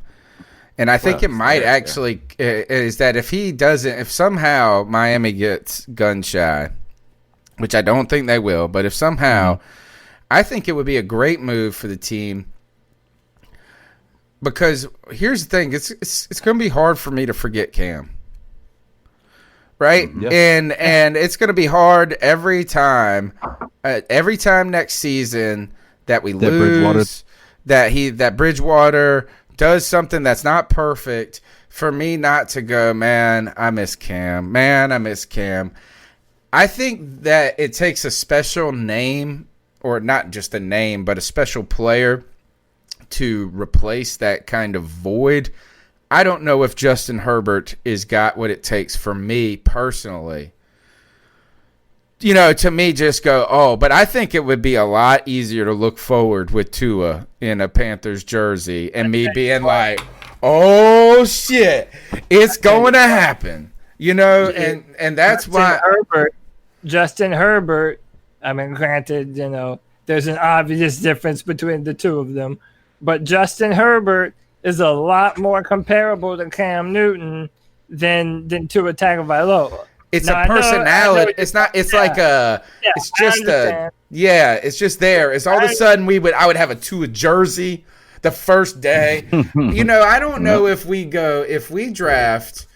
Well, maybe I'll get that Simmons jersey if we get him because that's just freaky. Everybody's gonna love that. But I don't know. I'm interested in it. It would make me feel good. We got one more cat call. Let's get to it before it gets too late. Hey everybody, this is Anthony from California. What's up, Anthony? I just wanted to say I'm glad Christian McCaffrey signed a good deal, and also I'm excited for the draft coming up. We need offensive line for sure, but I'm just super excited. Also hoping. For just a good draft pick, a couple good picks, build a roster up. All right, God bless you guys. Go Panthers. Man, thank you. Let's turn our attention to the draft there. Is that now, I asked you this a long time ago, does Christian McCaffrey, how does it shape the future of the Panthers, or at least in the near future in this draft, as we solidified him as the running back? And, obviously we're not drafting a running back. Maybe I'm wrong, but to me it has almost no standing whatsoever. Because we already talked about, there was almost no way for the Panthers to go into next season Christian McCaffrey less after the type of offseason that we've had. If you look at almost all the mock drafts, whether it be from Draft Tech, brand new one tomorrow, by the way, be on the lookout. Interesting first and second round picks, so be on the lookout. Shameless plug. But if you look at any mock draft that's out there, most every player that they have us taking is a defensive player. It's either Isaiah Simmons, Derek Brown, Jeffrey Okudah, and on the rare occasion that you do see a mock draft with an offensive player, it's either a receiver because of Joe Brady's system and what he did at LSU, which I would lose my mind if we drafted a receiver. If we got Jerry Jeudy, would you be upset at 7? In my mind, if you use the top 10 pick, that would say that you're tanking because you know how bad the defense is. You've done most of your work in free agency on the offensive side of the football, and you're going to use the top 10 pick with incredible defensive players on a receiver. I think it would be ludicrous. I think it'd be ludicrous. I would be furious. Can Jerry Jeudy be Julio? Could Jerry Jeudy be Julio, though? Well, Julio is 3 inches taller and 20 pounds heavier. So then no. Yeah, I don't. Julio is a tough comparison, man. That guy's a physical monster. Because that's the only thing that, to me, he's injury prone. The only thing that gets me when it comes to drafting a receiver in the top 10 alike is that you get the 5 years.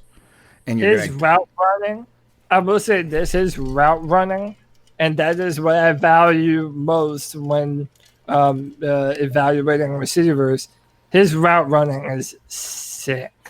Absolutely nasty. We can't take another receiver. We took a receiver in the first, last year? No. And again, it's not an indictment. Or was it 2 years ago? When did we get DJ? 2 years ago, DJ. Who we take first last year? Brian Burns. Oh, that's right. Yeah. So the forgotten man. Yeah. Our best special teamer. Yeah. Yeah, it's not an indictment on the player. And this is what I said when we were talking about McCaffrey earlier.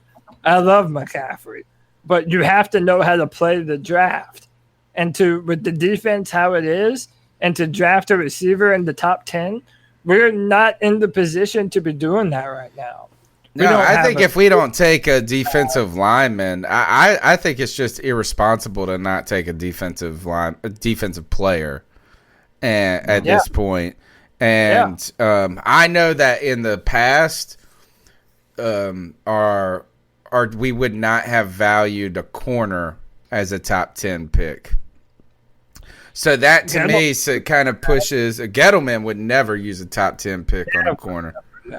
Never. So I do think that kind of lends more to us getting Simmons or more. But I think there might be a real chance that Simmons is not there. Oh, he's not going to be there. I don't think he will either. Yeah. I do think an offensive player to take would be the quarterback, and boy, that would be a way to generate some excitement in Carolina. 100%. But when it comes to Simmons, what you were saying, though, it comes down to David Gettleman. And does he want to take another once-in-a-lifetime player, but this time on the defensive side of the football? Or do you want to protect the quarterback that you just drafted and the incredible running back that you have that you need to be able to run the football with? So, it's not set in stone because the Giants do have to build up a better offensive line. And by the time you hit round 2, there's a big drop-off after the big 4 in this year's draft, in my opinion. So after Riffs, Wilkes, Thomas, and Becton, it's a slippery slope from there. So, but then the Chargers might take him, and Detroit could take Isaiah Simmons, dude. Yeah, Detroit, the Chargers could take him and pair him with Derwin James. And good Lord, we have some obstacles in front of us for Isaiah, but it's possible, If the Chargers took Isaiah Simmons, they would be so freaking nasty on defense next year. Yeah. What they got, it would be insane, man. Pretty stupid. Holy crap! I just thought about that. Wow. Golly. Yeah. That's not that doesn't happen. Yeah, I hope that doesn't happen. Tua, we're drafting Tua. Everybody 2 years ago was saying tank for Tua, and now people ain't even want to. So do you think he'll be there though? Well, yeah. I mean, I don't know. Is that I just don't know what Miami's going to do, and right now a lot of people are saying that people are just more interested in Justin Herbert. Well, and then all the things, and then you hear all you guys kind of saying, "Oh, you shouldn't take an injury-prone person in the top 10," and that is that I'm wondering if that is weighing on some people's minds, and I just wonder if. It just seems this is all of a sudden Simmons is. I'm just looking at certain people climbing, and I haven't heard Tua climbing the draft board. I've heard Simmons climbing the draft board, and then I wanted to ask you about this. Is I heard some stupid shit about the Panthers drafting C.J. Henderson at 7. No. I heard one tweet that said 40% of GMs in the NFL like Henderson better than Okudah. No way. And 99% of all, 100% of all numbers are bullshit or something like that. I don't even know what the quote is. Hey, no. Dude, this is the smokescreen season. You have to remember that. There's not a lot of truth behind a lot of stuff that you hear. But I do believe the smoke behind the fire that the Dolphins might like Justin Herbert more than they do Tua. I've heard this over and over now from a bunch of different people. Again, who knows if it's true. But then does Tua make it past the Chargers? Because, I mean, are they going to start Tyrod Taylor? Maybe. Are they going to sign Cam Newton? Maybe. I don't know. We don't know. But there's no guarantee that Tua would even fall to us. This is Bucky Brooks. Bucky Brooks' latest mock draft is Joe Burrow to the Bengals, Chase Young to the Redskins, Derek Brown to the Lions, Tristan, but he loves Derek Brown. He's he's just being consistent. Bucky Brooks is a bit, Tristan Riffs to the Giants, Justin Herbert to the Dolphins, Isaiah Simmons to the Chargers. Then he's got Okudah to the Panthers. You would not be upset with this, but Tua goes 2 picks later to the Jaguars. Well, the thing is, you never know what's going to happen in the draft. And Cody, I think the quote you were looking for earlier was 60% of the time it's right. It works every time. That's kind of the way you got to look at it with the draft. 60% of the time it works every time. Yeah. I mean, think about it. Mitch Trubisky was drafted number 1 a few years ago. Number 2. Was he number 2? Okay, even so. Yeah. Number 2, coming out of North Carolina, and they traded up for him. And he only played like 16 games in college too. Like, it's insane what teams will think. You never know what a team's going to do. And I don't think a team's going to make a bonehead move like that this year, like they did with Trubisky. But you never know what's going to happen, man. I want Tua. That's what that's my new thing. I've been saying it. I want dance puppets. I'm with you. You planted the seeds. Dance puppets. So Tony, you would say that right now, if you had your pick of any player at all on that board, you're picking Tua. You want any player on the board. I want Chase Young. Okay, hold on. Fair. If you're a quarterback, dude, nothing's more important than a quarterback. If you're in love with Tua, then he's gonna mean more to the team than even Chase. Chase Young is incredible, but a quarterback's a quarterback. Well, you don't have you have no concern. First is a defensive end is right below a quarterback. They are the most disruptive. You put Chase Young with a Brian Burns. Oh, it's just sickness. What did I say last week on this podcast that I forgot to publish, by the way, until Sunday? Because thank you, Sarah Taylor, for letting us know that the podcast was not it had been sitting there in drafts the whole week. Last week, I just went on and on about how I wanted my headline to be Chase Young slips. So, yeah, that's my guy. And, I'm a little bit more, to be honest, I would be more excited to get Chase Young or to get Tua than I would to get Isaiah Simmons. And Cody, I want to say, and I got to look this up, but I'd be willing to bet that I'm right on this. I'm willing to bet you there's been more defensive ends in the top 10 over the last, let's just say, 15 years drafted that have won a Super Bowl than quarterbacks in the top 10 that have won a Super Bowl. Ooh. I'm gonna look that stat up. I can almost guarantee that's a hard stat to look up, by the way. Imagine that. You know why I say that? Google query is going to be plus parentheses plus parentheses. Well, do you know why I say that? The only quarterback drafted in the top 10 in the last 15 years to win a Super Bowl is Eli Manning. That's why I know I'm right about that. No other quarterback drafted in the top 10 has won a Super Bowl in the last 15 years. So it is important. You're right. But I think the last time you had a great quarterback and a great defensive player with Cam Newton and Von Miller, who ended up winning that battle? But it was not just Von Miller. You're looking at it wasn't just Von Miller, but would they have won that Super Bowl without Von Miller? In a vacuum, though. So again, look at the last few defensive ends that have been taken number one. So Myles Garrett is looking. Not Myles Garrett. Jadeveon Clowney looking for a team right now. Myles Garrett's going WWE on mofos and bashing them with helmets and shit. He was just trying to put the helmet back on him. Yeah. Being a gentleman. Very forcefully. I still have no ill will against him for that moment. I'm such in the minority. I still hate that. Oh, no way, dude. That was assault with a deadly weapon, man. It doesn't matter. Listen, if you believe that you have your quarterback of the future, then there is no one more important than that player. No one. Listen. Why don't the Redskins pick a quarterback then? Well, if they believe they just spent a first round pick. They're gonna pick up. They don't believe in them though. But how, maybe. No, they don't. It's clear. They said first of all, let me ask you this: do you think Ron Rivera is excited about molding a young player? No.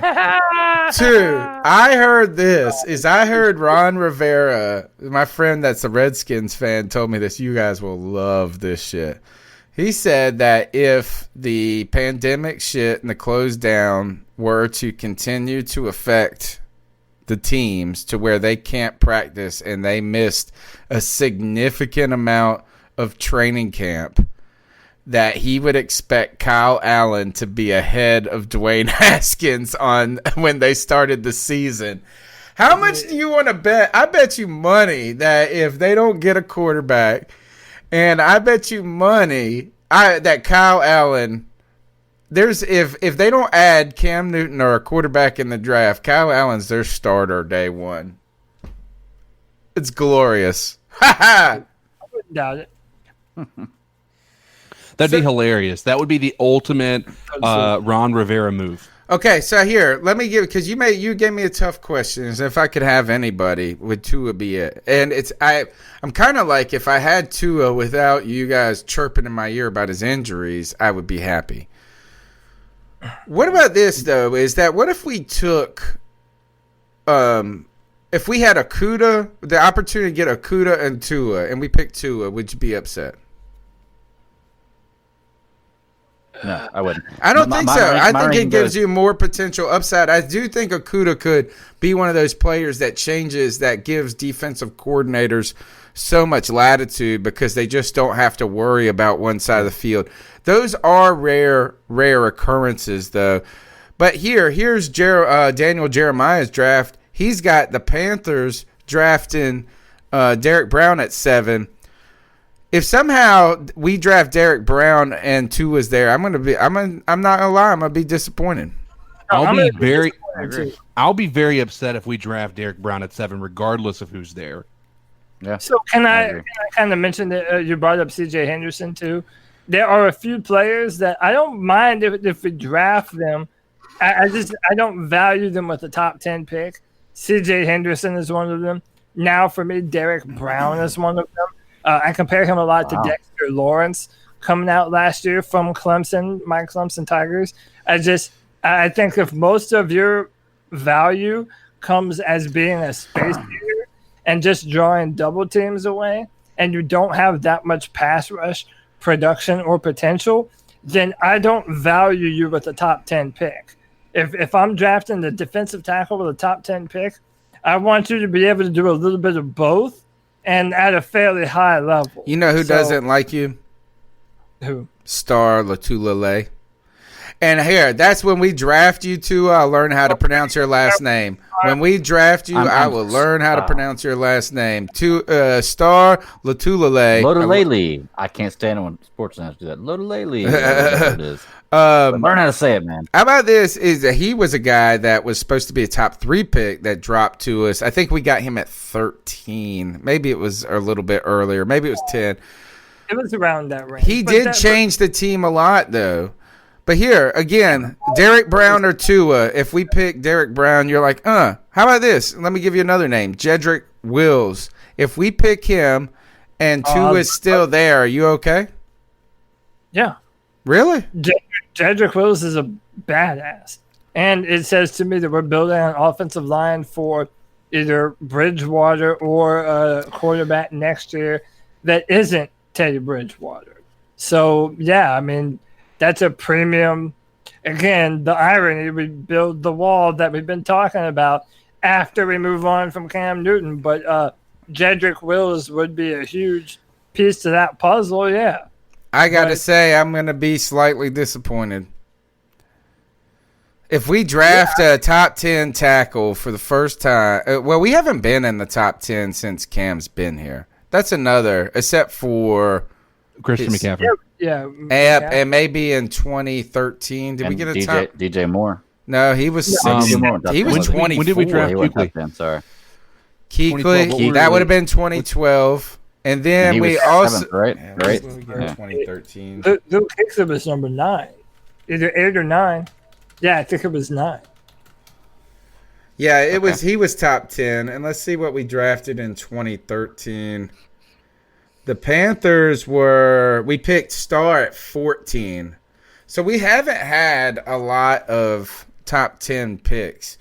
We haven't drafted an offensive lineman in round 1 ever. It's in the last since Cam was here. Since Gross is the last one we've drafted. I was going to say Jordan Gross. He may be the only offensive lineman we ever drafted round 1. And what's funny is that only reason we got him was because of the Vikings messing up. That was when the Vikings didn't get their pick in time. That's right. And they were suspected to take Jordan Gross had that not happened. I don't know. I think I just want to be excited more than getting a defensive tackle. I want to be excited more than getting a offensive linemen, even though I understand You it. want something sexy. I do. Yeah. And I think Simmons gives an air of that because he's such a freak show. See, the problem with drafting Tua again is that it's not going to be exciting because we're not. If we draft Tua, it is not a situation where Tua is getting reps this year, unless Teddy Bridgewater just garbage or he gets hurt. I don't trust. He's that. injury prone. Yeah, no, dude, that's another thing. I mean, I'm not. I'm not very. Yeah, I agree with Greg. I'm not very trusting that that Bridgewater plays the whole season. So with that question, would you rather have an injury-prone Bridgewater or injury-prone Tua? Because I think he's a better passer, but so yeah, I mean, so okay, just wondering. Actually, all right. So how close are we to the draft? I do want to plug this. We are going to do our live draft show. It's next 9 days. Shut up. Yeah, 9 days. Are you serious? Oh, it's early this year. No, it's always around this time. Isn't it? Yeah, but sometimes it's the first week of May. It's like it's been, it's look. Thanksgiving was way early this year, and this feels, just maybe 4 or 5 days. It feels earlier, but wow, 9 days. We've got to put together a draft show every year on Thursday when they do the first round. We get up here, get drunk, and watch the NFL draft unfold. Do we still do the Tuesday night? Yes. And then 2 days, okay. Tuesday, it would be a regular podcast. Thursday, now we're going to have a bunch of people cycling in. I need to start going ahead. Go ahead and start putting your feelers out there on Draft Tech. What we want to look at are some, we don't want to jumble too many people guess around the same pick. So if we think of this year, we're going to be – the good news is we draft 7, so the show – I will be lucid when the Panthers draft. When we draft 27 – one year I think last year I fell asleep in the draft show by the end. I know it just that. took so long last year, it felt like. But it's going to be – even though we're drafting 7, you got to remember the crap show we're in for with the way that they're going to be drafting. It might end up being a lot longer than just drafting at 7. So we get up here, hang out, and watch the picks live unfold. Cody will call them out because he usually has TV that's ahead of everybody else's. So we'll call out the draft, we'll react to it, and we got some great, it's been one of the great, cornerstones of this podcast. And it is a live draft party. And I tell you this is, people thought I was an idiot when I floated out there the idea of doing a live draft party. How many things? Now everyone's doing it. Now, the COVID thing got us on board. My kids did a virtual Easter egg hunt in my grandparents' neighborhood. They had to walk around and take pictures of eggs in people's yards. And there could be not more than one family in a yard at a time. But here, we've been doing this virtual thing for a long time. NFL, if you want to hire me as a consultant, I'll be more than happy to.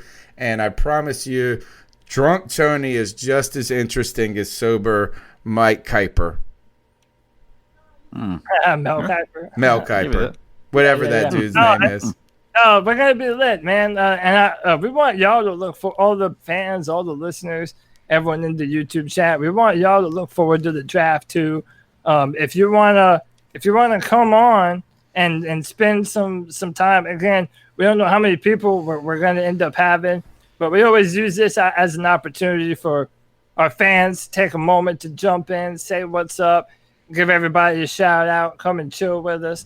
We don't want to have too many people on at once because then it just becomes too much. But if you want to come on for a little while and shoot the shit, message me and Tony.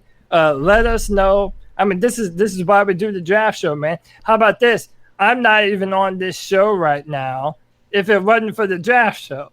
Because the first time I came on was when we drafted DJ Moore.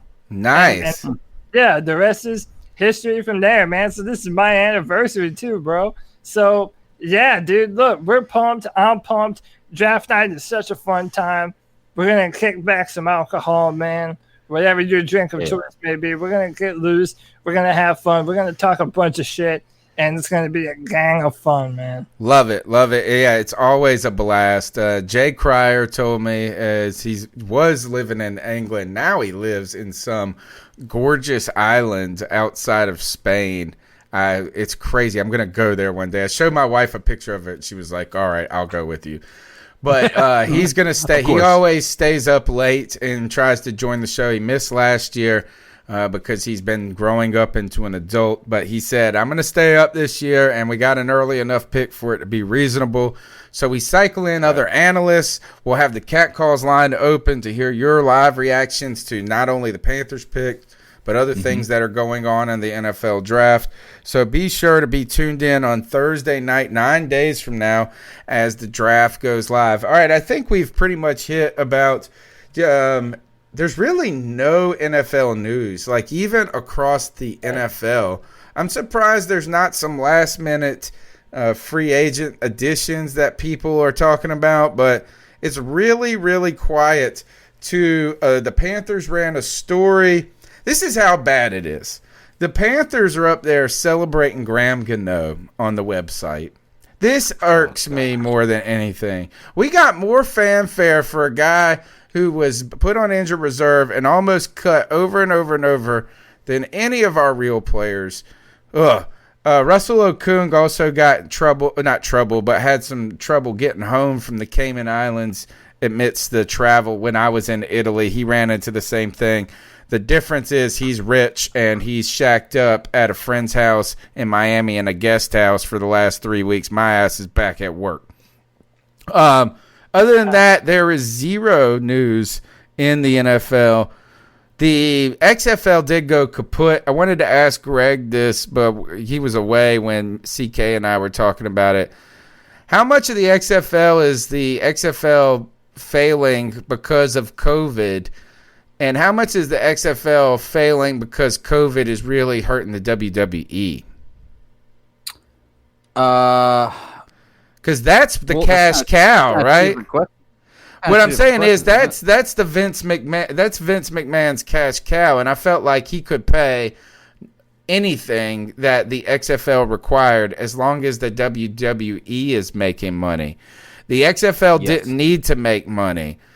But he was counting on the WWE just being its machine that it is, this massive cash cow.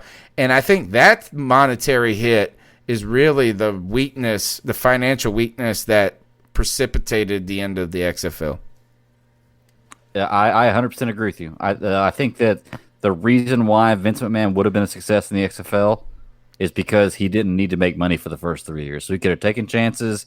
He could have, but maybe not even the first 3 years. He probably could have done it for 5 years and not made money and still been okay. Yeah. I mean, the wrestling industry is they make a lot of money. Like he has built a franchise with the WWE. I do think that it all has to do with COVID-19. I think that if COVID-19 didn't come around, man, we'd be probably in the XFL championships playoffs right now. And we'd be watching it. And we'd be watching it because it's football in March. April. Yeah, I mean, I think their ratings fell significantly after the first week and things. But I think that the WWE is going to make so much money no matter what. You're going to be okay. But as that revenue is hitting, and you're having to contract there, and I'm sure that there is a giant hit to that revenue. They can't be having matches. Well, they are. They're just doing it differently. I think without audiences and yeah.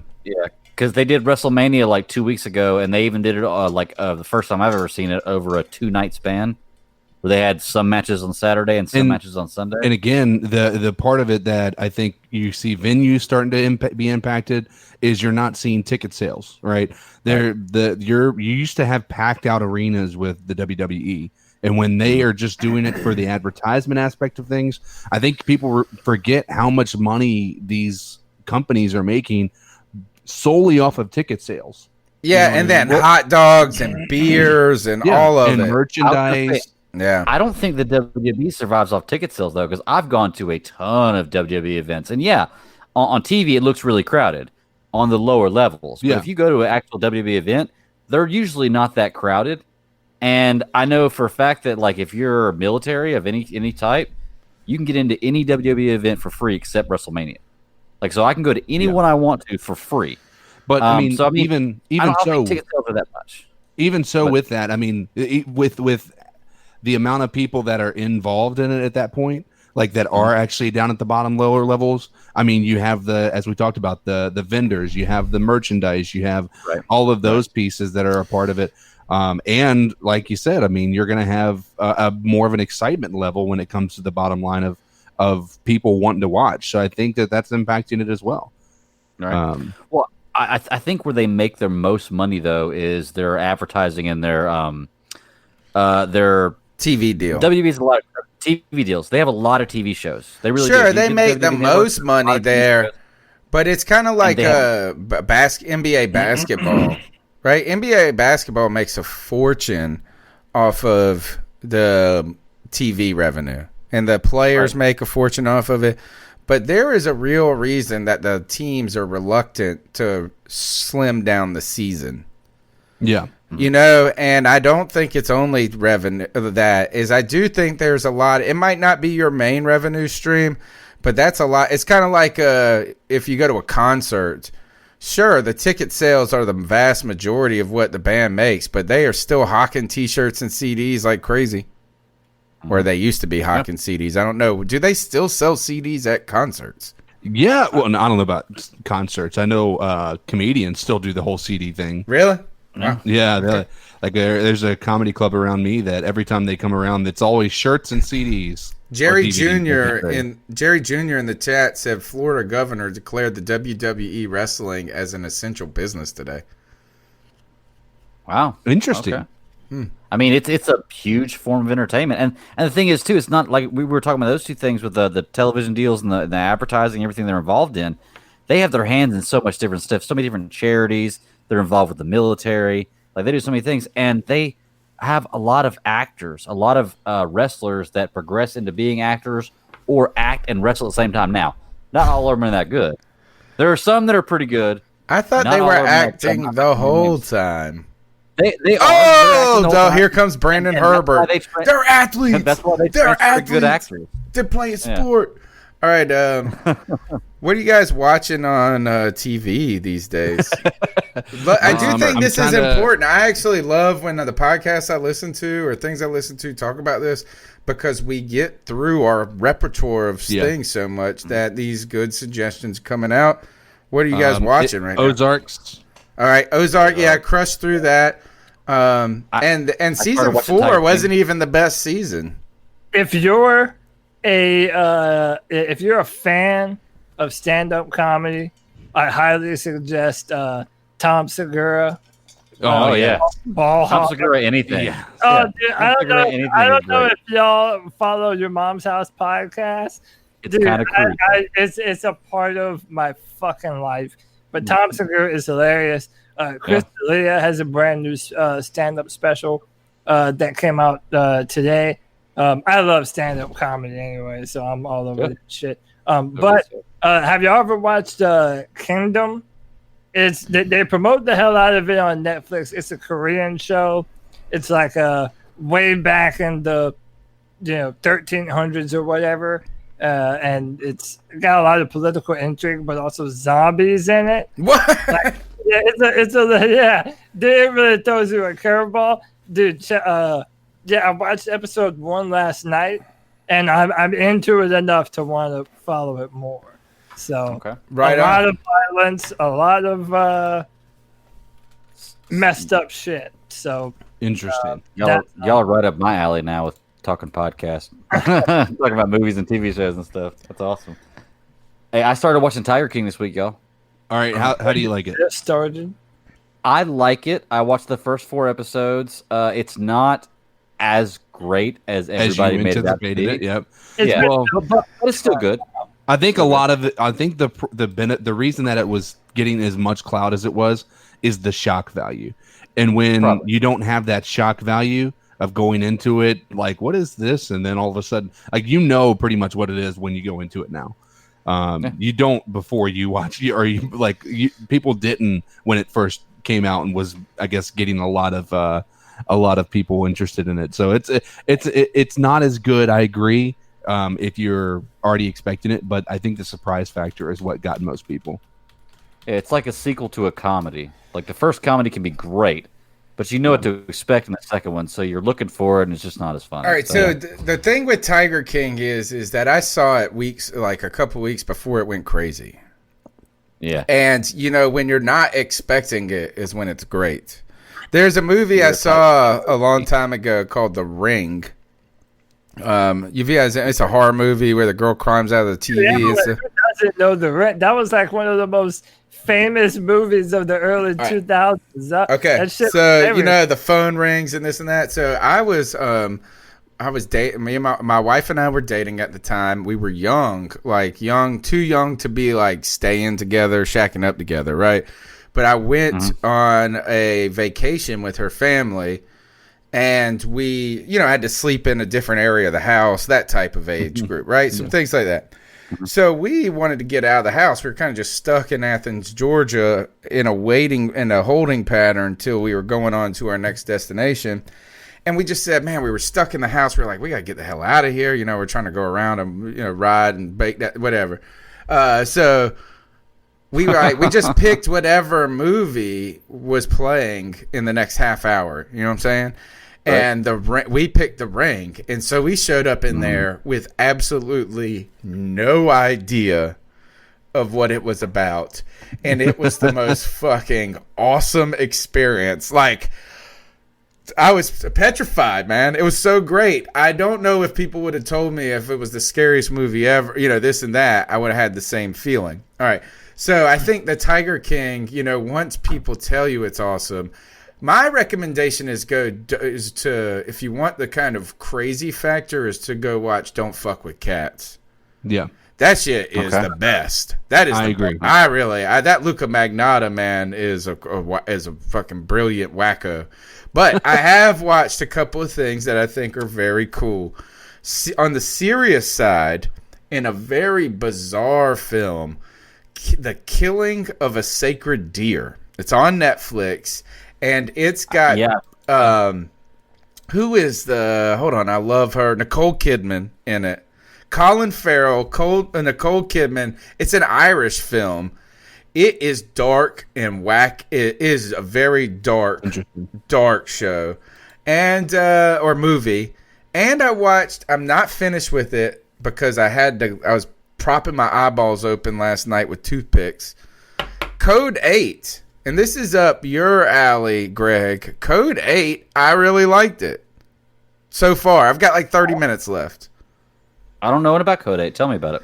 Code 8 is got a superhero vibe to it. It's like in this world where there are people with special powers, right? They're just normal part of society. And somehow they're pulling some fluid out of their spine that is like it's like a drug that everybody wants to do. It's like you're doing the superhuman juice, and even superhumans like to do the superhuman juice. And what's it called? It's called Code 8. It's kind of like think of. I'm trying to think of a movie I've seen where younger superheroes involved meets I Come in Peace. Old school movie. You guys wouldn't know about I Come in Peace, but I watched that, and I think those are the two things that I think are worth mentioning right now. The Killing of a Sacred Deer. It's like a serious film and hardcore, bro. So I do want to mention two things. One thing about Tiger King, and then one thing. Well, I'll say this one first. Tiger King is not even the best documentary on Netflix. What is? Wild Country. Dude, if you ever... Dude, it's about what happens if an Indian guru who's wanted by the law in India decides to come over to America, take over a ton of acres of land up in Oregon and try to build a utopia. Dude, and it has murder mystery. It is the craziest shit you've ever seen. Wild, Wild Country. If you have not seen it, you have to check it out. But I did want to mention one more thing about Tiger King, man. After I watched that, my fascination with big cats has gone through the roof, dude. I think it's across the board. It is not. It has not accomplished what it's wanted to do. All of my YouTube, dude, I cannot tell you how many stats and facts I've learned about the differences between tigers and lions and leopards and jaguars. I know how to tell the difference. Now we're speaking my language. And what you learned is the tiger is king. It is superior. It's the superior animal. Dude, I'm subscribed to YouTube to the Doc Antle's daughter and son, and they post videos all the time of them like messing with their tigers and their chimps. Dude, my fascination with big cats has gone through the roof. Oh, they're so awesome, man. There's nothing. Don't Fuck with Cats is the best documentary on Netflix to me. That one's so good. You guys, Luca Magnotta. All right. I also wanted to bring this up is just watched. I watched a podcast recently called The Cripple Connection. Yes, you did. I did too. And I want to say that your partner in crime is remarkable. Not remarkably, like I was surprised, but he is so smart. I could tell. Like when he talks, I know that guy's brilliant. When he talks, I know he's brilliant. I went to college with Jeffrey, and he is legitimately one of the smartest people I know. I can tell. I love him to death. Yeah, man, listen, no one plays more video games than us fucking cripples. So we decided to start a podcast about it and talk about it. We're going to try and film and upload every Friday. It's on my YouTube channel, so subscribe to me and check it out. Eventually, I'm going to do some more, and eventually that podcast will have a channel of its own. But for right now, subscribe to my YouTube channel every Friday. And it's not just for us damn handicaps, bro. It's for everybody. It's for everyone. Oh, I love it. You need to get into streaming while you're doing that. Yeah, for sure. And we just started it up. It's gonna have a few evolutions to go through, but all the huge topics in the industry we're gonna be talking about from a lot of different perspectives. We'll have guests on there at some point in time too. So yeah, man, if you're into video games and all the stuff around the industry, check us out. CK, did you tell us what you were watching? Right now I'm in the middle of finishing the third season of Ozark. That's just so dope. I've pretty much run through everything. I don't know if I mentioned it on this podcast. I know I've mentioned it, I think streaming and maybe at work, but I have been for the past, I guess about a week or so, I've been just going through all the Marvel movies leading up to Endgame. Yeah, my man. That's 21, they're 20, possibly 22. 23 in total. 23. That's insane. Movie.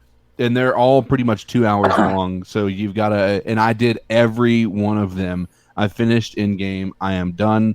Are you sick of them? Honestly, no, I'm not. But they're the greatest, like, it's the greatest buildup in entertainment history to have the end result that way. The problem is, and I think that what I've done is I've made myself not interested in watching any more Marvel movies or another buildup. I don't know if I can dedicate that type of energy to another buildup like I did for the end game. I've been trying to do this with Star Wars, and I just get like, oh God, so much. Well, just so you know, they're not doing another build-up. That's not the plan for the next one. So the next one's supposed to be more independent movies.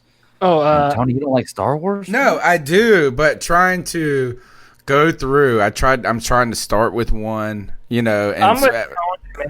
I've never been huge on Star Wars, and sometimes, especially now that there's all these new movies and shows and stuff, I do find it to be a daunting task. But that's the same thing with Marvel. Like with Marvel, all their TV shows, all their movies, everything you can keep up with.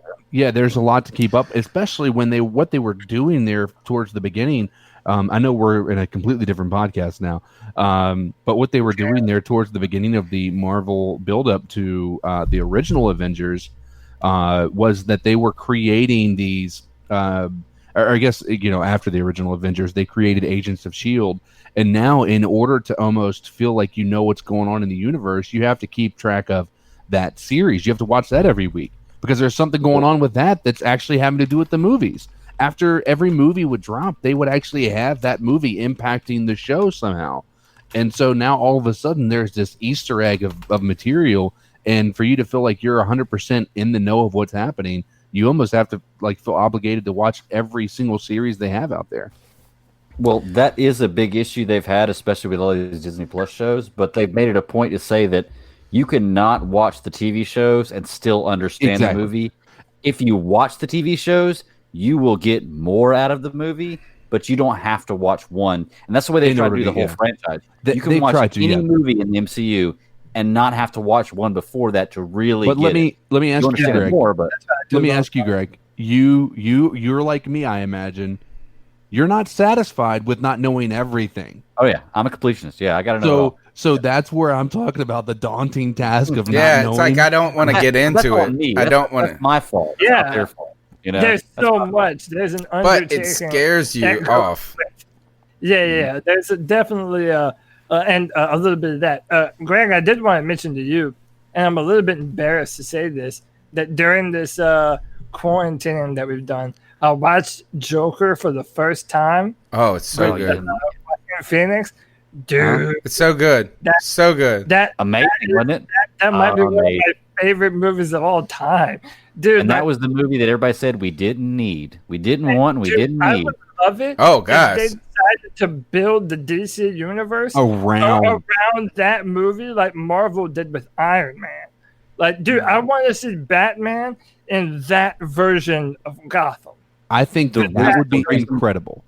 It would be incredible. The reason why they won't do that is because when Batman vs. Superman and Man of Steel came out, it was too dark. Even though it wasn't nearly as dark as Joker, it was too dark, and that's why they changed directions. I don't think it's a problem of being too dark. I think they just have a problem with not they like they always talk about. They decided to cut it too early. They didn't.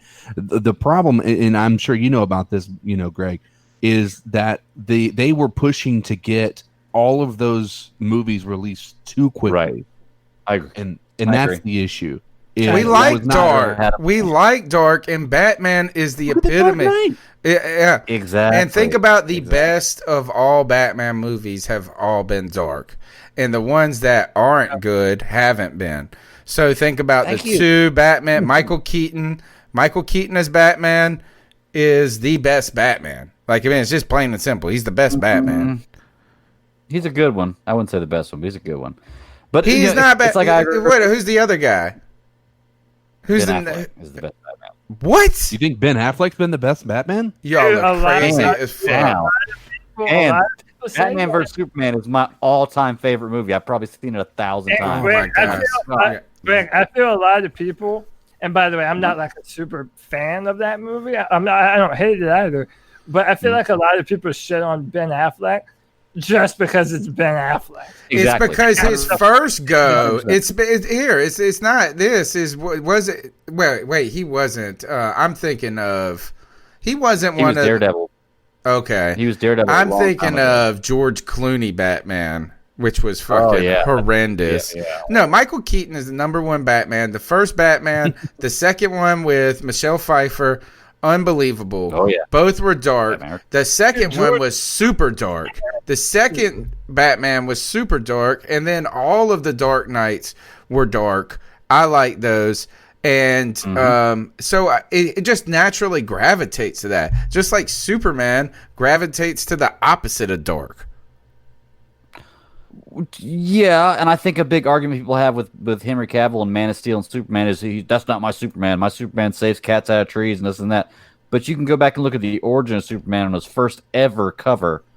He's throwing a car at people with an angry face, and people are cowering in fear. And I did like that movie. That movie was awesome. That movie was awesome. Yeah, it's my second favorite movie. Second favorite movie all the time. Okay. Wait, before we get off TV shows and get out of here, I do want to recommend. I came home yesterday. My wife just started a new series, Lucifer. It's not a new series. Yeah, I've watched it. If you haven't watched Lucifer, man, that is an awesome series. I watched the whole first season yesterday. I'm probably going to try to watch an episode before I go to bed tonight. The problem awesome series. is that we're not Satanists. That's the problem. We're not Satanists. Now, to be honest with you, it actually is very. It would be the opposite of Satanist if you ask me. I'm worried about watching that show Messiah. People say that one's is. I ain't messing with that one's, yeah, that's insane. I'm not I messing watched with a few episodes of that, and then I kind of got bored with it. It kind of lost me at the end. All right, so everybody, if you're looking for a serious movie, you're gonna go To Kill a Sacred Deer, or Killing the Sacred Deer. That's my That's my. Oh, and the reason I did bring this up, Cody, is I saw this. Is somebody on Twitter wrote, "Should I watch Ozark or All American?" And I wanted to, and I was just like, I want to fucking kill you. I want to murder you. Okay, no. So, hold on. And she's still in the chat room, thank God. I put that tweet out about how, dude, All American is a high school football show, and it's so cornball, dude. It's filled with every stereotype that there is, and I just, dude. But it's like an urban version of Friday Night Lights. Yeah, Sarah Taylor hit me up and said, "Oh, you have to give it another chance." The guy is based on the loose telling of a true story, and the dude played for the Panthers or something. I don't know the whole story, but dude, the whole time I'm watching it, I'm rolling my eyes back in my head like, oh God, dude. If a show has terrible writing, I hate everyone in the show. I hate them, and I'm not having fun, and I'm just done watching the show. And that's why you love Watchmen. I love the Watchmen. You know what? I still haven't finished that. That's something I needed. That's what I'm glad you brought definitely that up. should. Oh, it's incredible. The last 2 or 3 episodes will blow your freaking mind. Yeah, definitely. Yeah, I watched the first one, and I think I fell asleep, and then I like my. Go ahead. It's slow picking up. Well, I fell asleep, and then it got too far ahead, and then I just didn't know where I was, so I lost the interest in wanting to go back and find where I was. So that's something that happens. That's the whole problem with falling asleep during. I am watching something. That's the problem with Netflix. Yeah. I am watching something else, and I don't know why it took me this long to think about it. Westworld. I watched the first season. That one takes you got to watch that with a notepad and the blog forum open. Like that is the most complicated show. I've watched seasons 1 and 2, I believe, or I'm still in season 2. I've have to watch them 700 times because I'll drink beer, I'll be playing chess, and I got to rewatch it. It is very involved, but if you go along for the ride, dude, I'm in love with that shit. And it's all stuff that we're going to have to deal with very, very soon. I mean, they said that about Terminator in the 80s, though, too. No, so, I mean, dude, it's different now, man. I'm telling you. Can't wait. I cannot wait to go to the Westworld farm. Sign me up. I want to go there. All right, so that's the C3 Panthers podcast. We got one last segment. That's where we ice fools up. We tell them to ice up, toughen up, to get it together. And I'm going to start tonight with a good one. My mother-in-law. So my fridge has been, and I'm also icing up appliances that last 5 years. Right? They got a fridge right now that I'm going to probably have to replace. And I'm trying one last ditch effort to thaw it out, and hopefully that kicks the fan back on. It does not look like it's going to happen. Anyway, I got to scramble to get all this, and my mother-in-law had a old fridge that was her garage fridge, right? Like she kept the fridge in her garage for drinks and extra stuff like that. Well, then their regular fridge broke. This was 3 years ago, and they cycled they got a new fridge. They upgraded. That's what it was. They upgraded their kitchen or something like that, and they cycled that one out. And then she tried to give us this fridge, and my garage has been a fucking shitstorm for years. Like we didn't have room and all of this, and she would call us up, and she'd be like, "When you getting that fridge? When you getting that fridge?" So today, when my fridge broke, I was like, hey, we're coming over to get the fridge. And I was like, we're going to get that fridge, at least to save the hundreds of dollars or whatever shit we got in our fridge right now that's about to go bad. So she's been kind of bugging us about this. We get there, my wife and I load it up. How about that? My wife and I get this fridge on the back of my truck, do all that, get it home. We open that thing up, and it looked like fucking Dexter had murdered somebody in there. Now, it wasn't stinky. It wasn't food. It wasn't anything like that. But it was, like, disgusting. And I was thinking about this. And by the way, we plugged it up and it don't fucking work. So, it doesn't get... So, of course. Because they didn't want it. I'm icing up motherfuckers who give away their broken-ass shit to other people and also heckle them for not coming and getting it sooner. Just ask me to take your broken-ass fridge to the damn dump. That's what you could have done. But no, instead, you gave me some broken down, janky ass, disgusting leftover Dexter refrigerator that I gotta now load back on my truck and take to the fucking dump. Ugh. So to y'all mugs, if your fridge can't ice up, ice up. Ice up. Good one. Good one. Does it have a freezer attached to it? Because then it has like a double meaning. All of it's broken. And then she had the nerve to say when we loaded it up, she said, "Now the freezer don't work on it." Like, so you were already giving us something that your ass knew was broke as a fucking joke from the beginning. Do any of y'all have one that you want to? You go ahead. Yeah. So, listen, I'm not, as of late, I haven't been the biggest Ronda Rousey fan. But she was in the news, and I'm going to come to her defense tonight. And I think Greg and CK are both wrestlers here. Wrestling fans, rather. Mm-hmm. But she was doing Steve-O's podcast, and she basically said wrestling is people having fake fights for fun. Which, again, wrestling fans get so bent out of shape over the word fake. And that's not to diminish what they're actually doing and that their bodies aren't going through all kinds of hell doing what they do. It's not taking it away from it, but it's more of a drama. Like it has more in common with the Sopranos than it does with an MMA fight. We've been here before, Greg. Yeah, and everyone is so up in arms. But dude, listen, if anyone has the right to say this, it's Ronda fucking Rousey.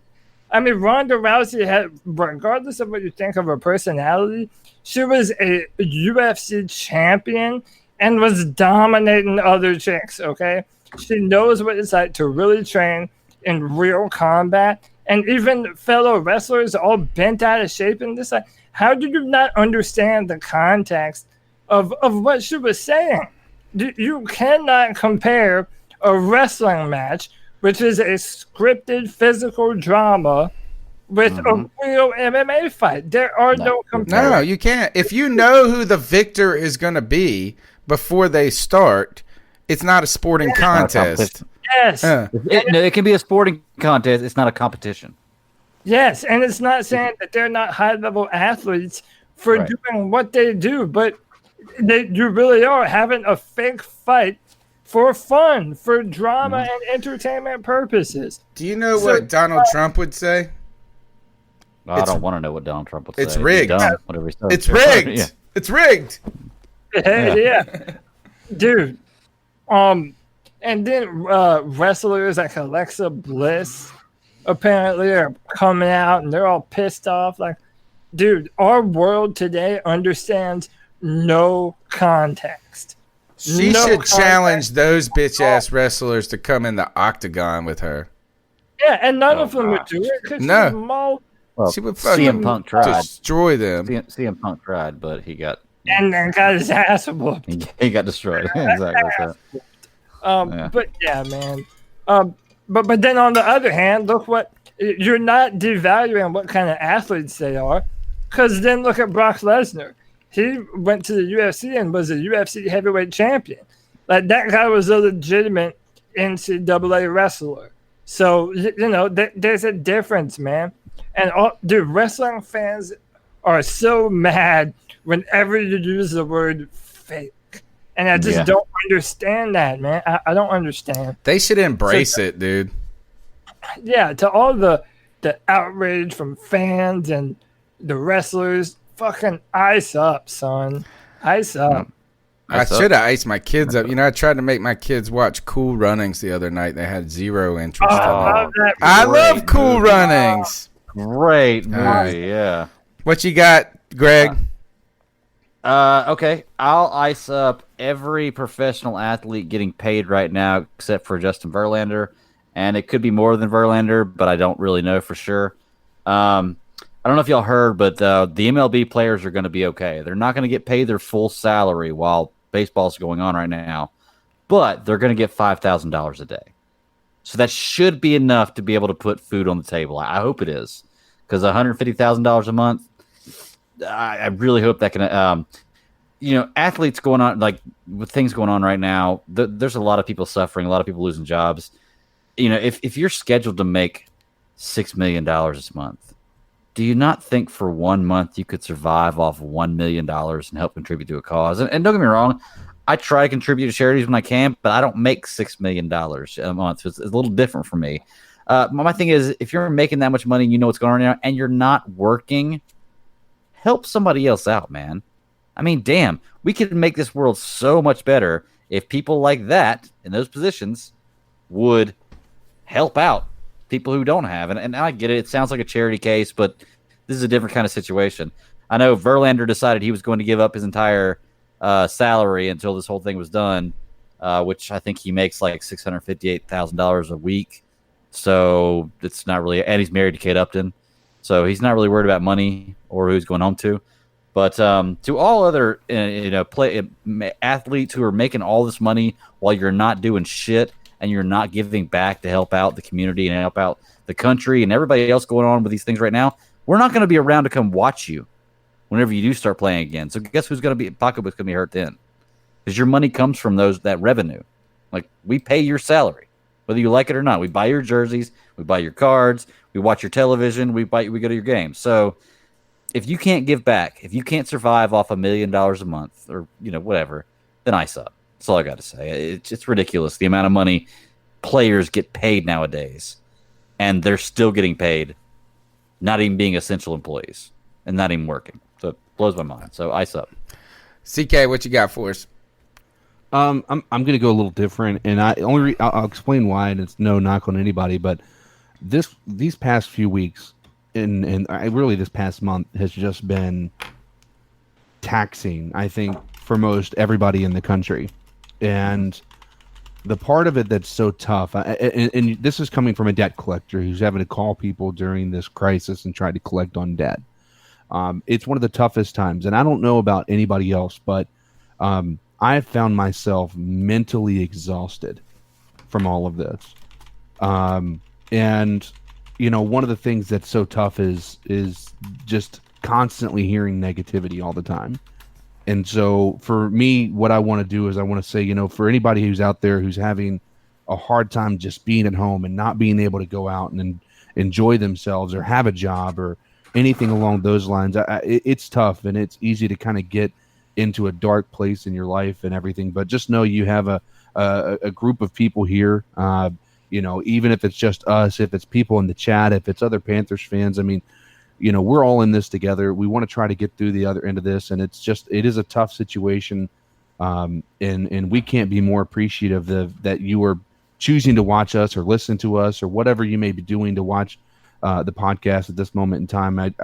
I just want to, offer my thoughts and prayers for anybody who is more impacted than I am by this. I know me personally, I'm working, but I'm working from home, and I feel like I'm under house arrest, and it's really starting to kind of weigh on my mind, and my chest is just, I just feel more exhausted by everything, and it's just so hard for me to wake up and want to do the same old grind every single day. But, if you get through this, I'm a firm believer that, we're going to come out on the other end of this. And I just want you guys to know that we're, that at least me, and I'm sure all the other guys here are willing to have a conversation if you guys are in need of something outside of what you're having to do with it on a daily basis. So.